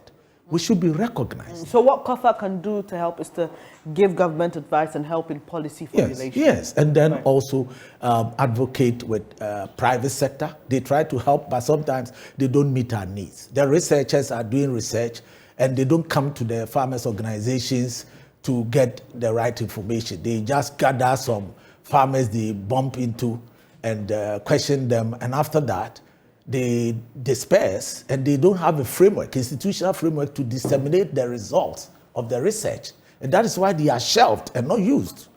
But if you did come to us and ask us what the issues we want research on as institutions, right? And then we are involved, bottom up.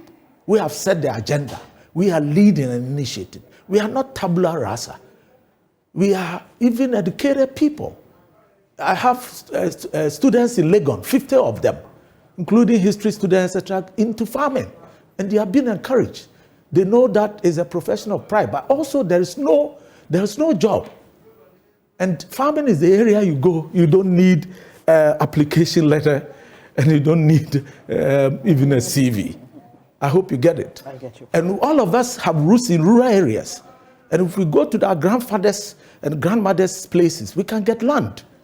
Right? You can get land. They say land tenure system. But if you use the grapevine of the village with the local referencing, you can get land at very good terms. So we have shown them all that. And some are doing farming, even including vegetables, to educate themselves. You get a point. So if you use the right approaches, everything will be all right. So finally to you, Mr. Agyemang, what is the dream of COFAG when you wake up every day, working, engaging the farmers? What is that big dream you want to achieve? The big dream is that we will empower smallholder family, indigenous farmers who constitute majority of our farming community in this country, with the women being pivotal and the youth, right? And our rural communities to do farming as productive, profitable, and sustainable business of pride in a professional way, in a modern way, right? And to, as a result, create jobs, employment, wealth, prosperity, and share, right? And invigorate our rural economies to the extent that we could even assure a possible reversal of rural-urban migration, because we will make the farming communities and the rural areas attractive again, right? And for us to do that, we don't do it alone. We have to have government set up the infrastructure in the rural areas. We need the private sector to listen to farmers for the kind of inputs and technologies we need, the researchers to listen to us, engage us more, and then also the financing community to be farmer friendly, right? And stop talking about farming being risky. A risky business will not provide sustenance and nutrition for us every day. You know, we eat every day. If all professions will end, farming will not, because if it ends, we die, right? And in this era of climate, we have already been handling environmental services, which we are not paid for.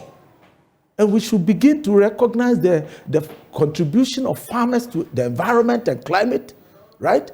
And encourage us and resources to do climate resilient farming. Right. You know, so that's the vision of COFAG.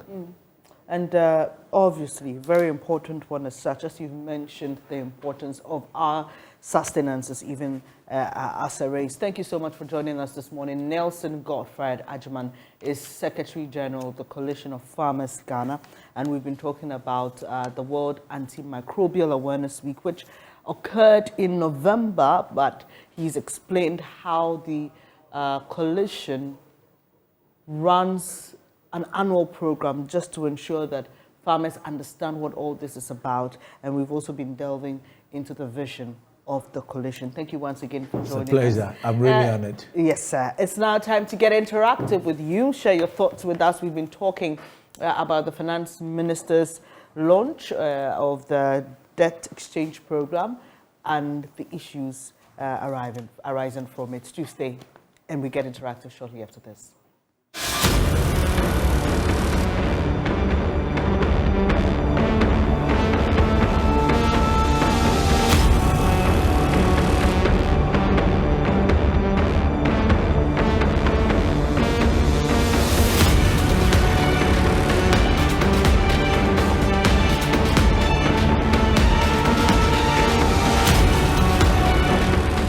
Thank you so much for staying here on the AM show. Now, before we get interactive with you, for you ladies especially, I'm sure you've already imagined your hairstyle for Christmas events. Well, have you thought about the cost? Well, I'm not sure if you have or not, but in today's Living Standard series, we head to Mokola, where wig dealers say inflation has hit prices really hard. At Mokola, the Christmas buzz is gradually kicking in for the ladies. Many of them have thronged the wig shops to purchase their hair extensions to have a new look for Christmas. But I witnessed scenes of disappointment. The prices of wigs have gone up. Many entered the wig shops but came out empty-handed. Wigs were beyond their means. This lady had tried to beat down the price of a particular wig she really wanted, but she had to give up because she just couldn't afford it.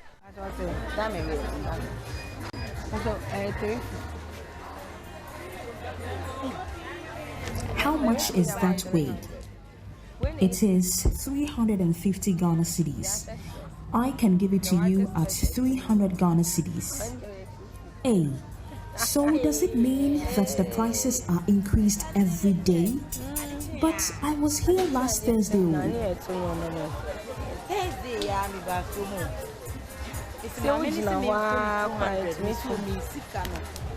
Beauty comes at a cost, and in times of economic crisis, sometimes it is not a priority for many. Well, I bumped into this other customer who had decided to buy a normal grade wig for braids. She had budgeted 22 cedis for a pack. She needs 3 packs. But when she got to the shop, the price had shot up to 32 cedis for one. Disappointed, she bought 2 and planned to come later for another pack. Almost 33 cedis.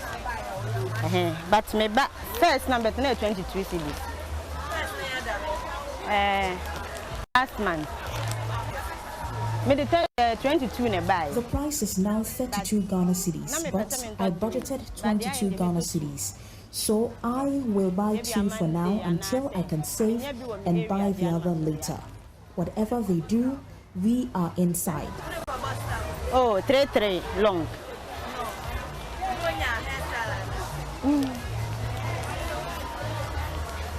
Yeah, the train when against 25th. Mrs. Felicia Otu diverted her clothing business into wig sales 6 years ago. The business was booming until recent challenges with the dollar and inflation rates slashed her capital, so was compelled to increase the price of hair extensions. Many of her customers have stopped frequenting her shop because they couldn't afford to buy. The villagers always come to buy in November, and then the city ladies do their shopping in December. But this year, my village customers never showed up. I suspect the transport fares are too expensive. Many ladies have creative thoughts about how they want to style their hair for the Christmas festivities, but the hairdos do not fit their finances. Like I said before, you start saying reasonable, but I said human hair is a Chinese for the brain. Or business has deteriorated. These days, the price increment is astronomical. The human hair can go up to as much as 500 cedis and 600 cedis. It may be a 1,005. Maybe or the brown 1,000. And Yama course from it. So much me the my almost the 500 to it. It moves me the 600 to a me back also. Felicia says those who cannot afford 1,000 cedis and above for the premium will have to settle for lower grade hair extensions. What they are ultra. What you mean to a bit yours is ultra if you cannot afford. But someone bought 2 bundles for as much as 4,000 cedis. The longer it is, the higher the price. She bought about 32 inches. Or not 32 inches. Kinky. One bundle may a bed to say almost 400 cedis. Pokia, hair attendant, explains the various extensions and their prices. It is the first way we put 30 cedis now. By this time around, way back we 50 cedis. It's because of the dollar now, air cost and our costs start problem. At first, you could get this for 30 Ghana cedis, but it is now 50 Ghana cedis. This is as a result of the dollar. This is human hair double drawn. It used to be 350 Ghana cedis, but now it is over 700 Ghana cedis. So these days, people prefer ultra and eyelashes. Oh, this time around, you see, we a church because of Nebuono. Send any Buona Quacodunity, or Muntimenti ultra, any easy braid.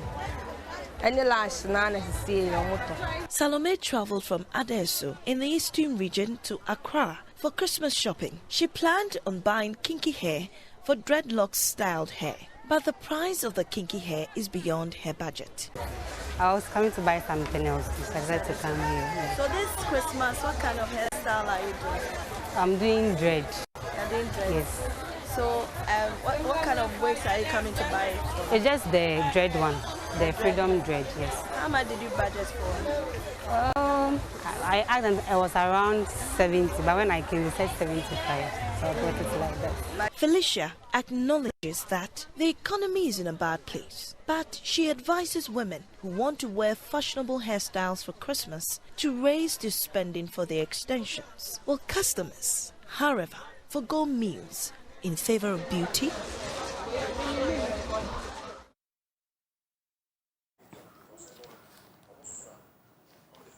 And that was Mami Nyamiche Thompson with today's Living Standards series. Benjamin, so like I said, I know like during Christmas there are a lot of events to attend. There are weddings, there are end of year parties, dinners and all that. And for most ladies, it's a time to, you know, look good. But I'm sure people have to start strategizing and looking for ways to cut down cost and all that. I don't know what it is like for you men, though. Oh yeah. You get a new shirt, your Christmas shirt, Christmas shirt, yeah. I saw a post where someone was saying, Lord, your birthday is coming up. Do something so we can, because I guess our birthday is very dry. We also, I mean, everyone has had to make cuts. We've all had individual haircuts in different ways. You cut you just this had to off. Bring that word, didn't you? Yeah, well, financial haircuts. Yeah. Even you reduce maybe the number of times you go to the barbers, this and that. Look, my car is due for maintenance. I've done a few things, but I've not done the full haul because the reality is what I am supposed to cough up. Yeah. You may have to. We have to cut things here and there. You cut meals. There are times when intentionally or unintentionally I cut off some meals. Yesterday, for example, I didn't eat. I ate once yesterday. And I'm not saying this to you. I mean, it's just the reality. It's just how you at some manage, point, yeah. and you sleep off, and that's it. Yeah.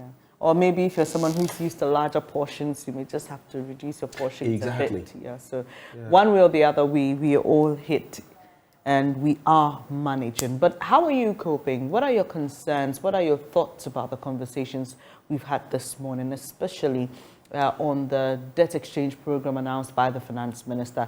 The number to call is on your screen, Benjamin.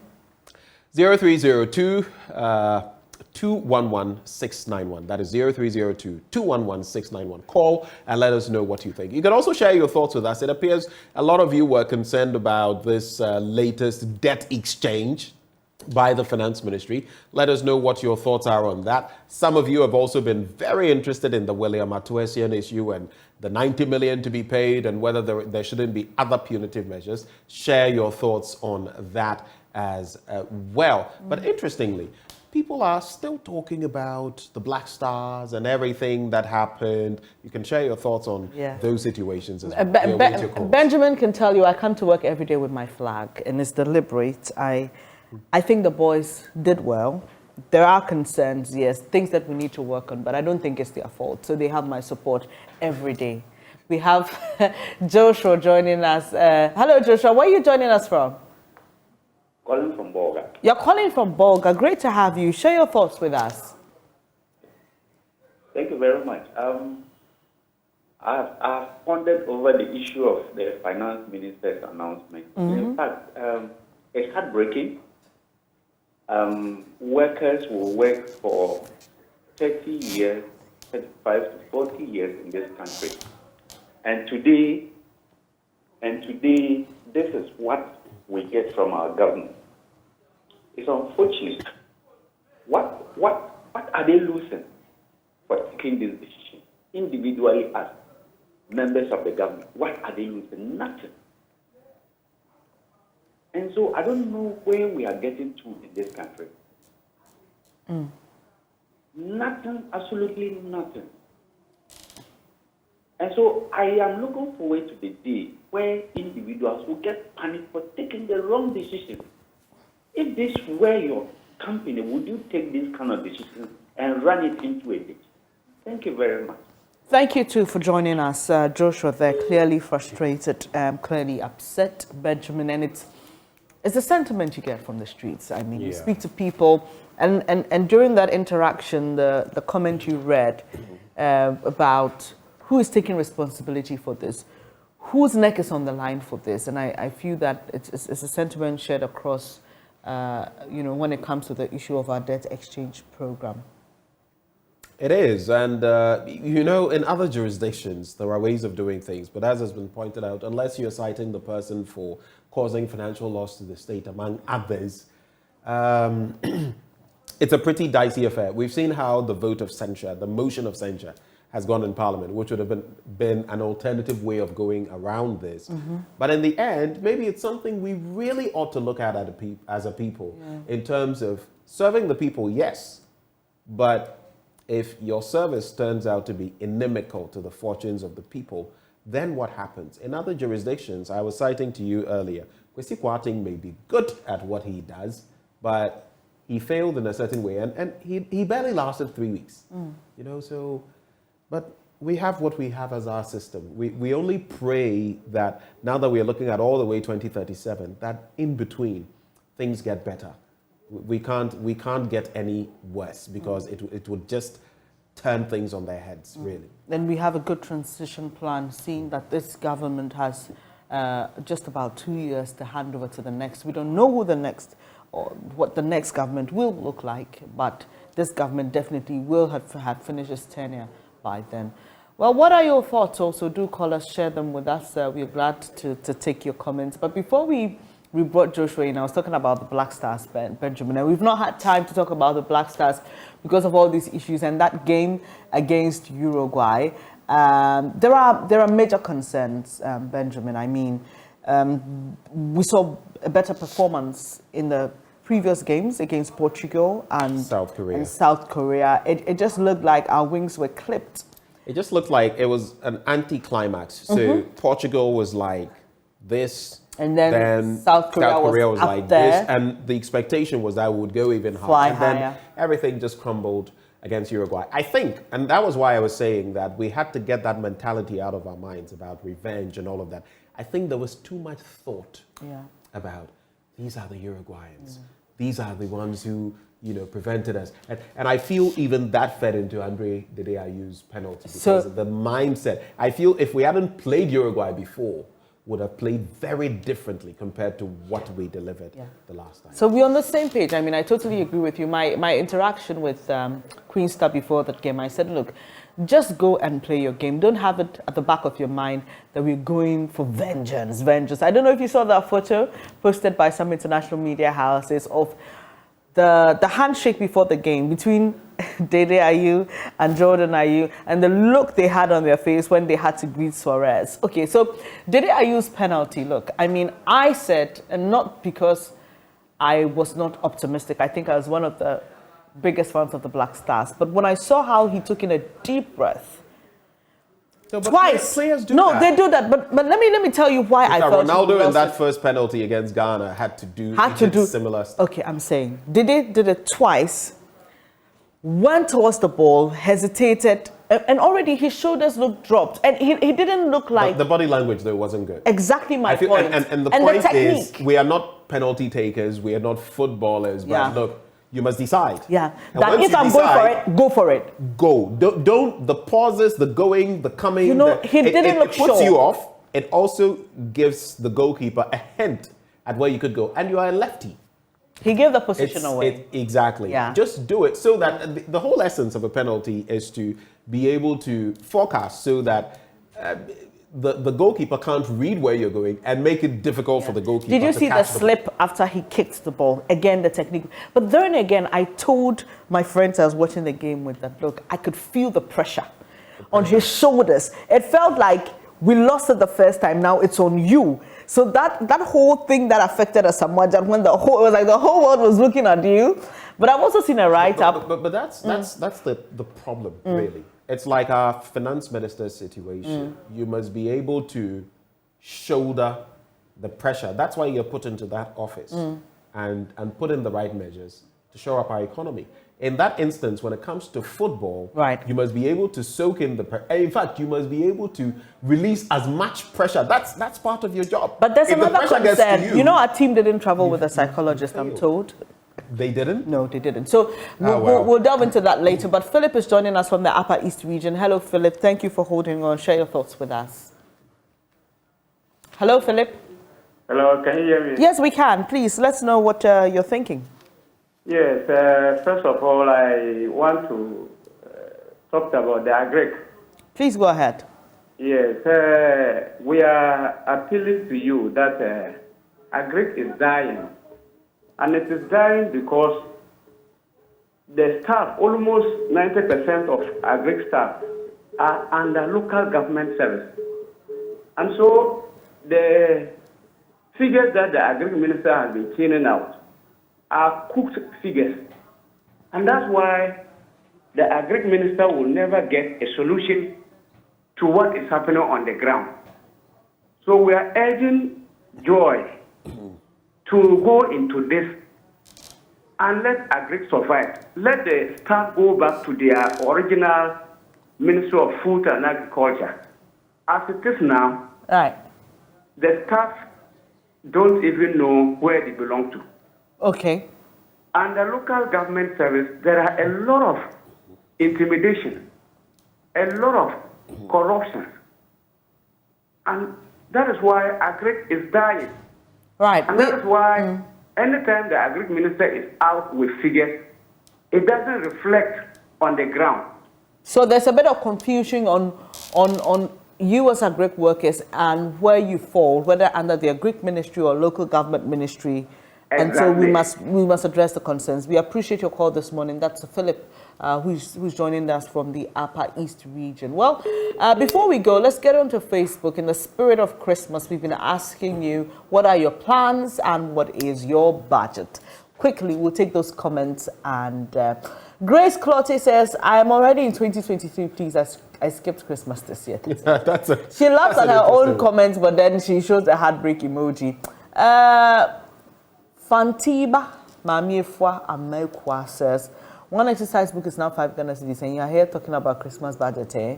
And Ladon the creator says, I have only 5 cedis. Jacob Locha says, and this one gets to my heart. I used to do party for orphanages, widows, and needy children in the village. He mentions the place Kudokope near Dambai for the past 7 years now. But this year I don't have money to do it because of the economy. So I need help. All right, okay. So Jacob Lochada is telling us his concerns. And Benjamin, once again, we've spoken about how not only will you be affected, but those who depend on you. We've been talking about, this is not Someone is postponing Christmas. Another person. Yeah, and David says, 0 budget this year. Things are tough. Donald sighs and says, I think this Christmas reminds me of 1983, how they use hunger upon hunger. Okay, I'm not sure, but he's saying God should help us. Priska Segbefia says, with the way things are going, no plans, no budget. Well, let's take Seidu, our last caller from Takwa. Hello, Seidu. Let's hear you, please.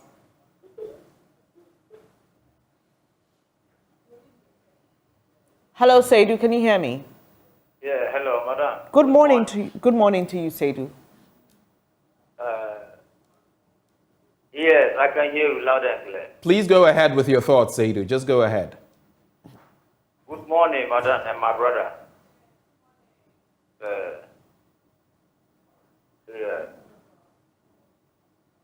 Seidu, one last call. So just go ahead with your thoughts. If you can hear me, just say what you have for us. Well, I think Seidu was listening to us on the television set, so there was a bit of a delay in that. When you call us, kindly listen to us over the telephone so we can speak in real time. Francis is joining us from Hull. Francis, you are our last caller. Let's hear you. Yes. Morning. Go ahead, Francis. Yes, I want to urge the union leaders that they shouldn't agree the government to use the pension fund. Okay, right. They shouldn't agree, or else we will not be well pleased with them. They shouldn't agree for it. Yes. All right, very straight All right, to the point thank you. there. Francis from Who is I think he may be reacting to TUC and some of what they've said on the back of this development. But quite some interesting thoughts you've been sharing with us.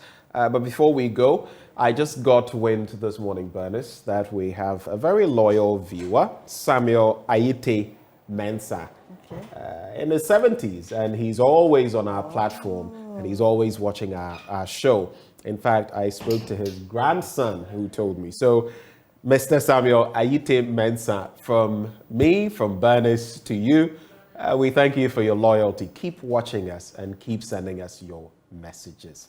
Bernice? All right, and by way of extension, we appreciate all of you for joining us this morning. We are grateful that you could make time for the show. God willing, tomorrow we are back again, putting you at the heart of our conversations and interactions. Do stay here on your most credible news source. Mapito Sibidi is next with News Desk.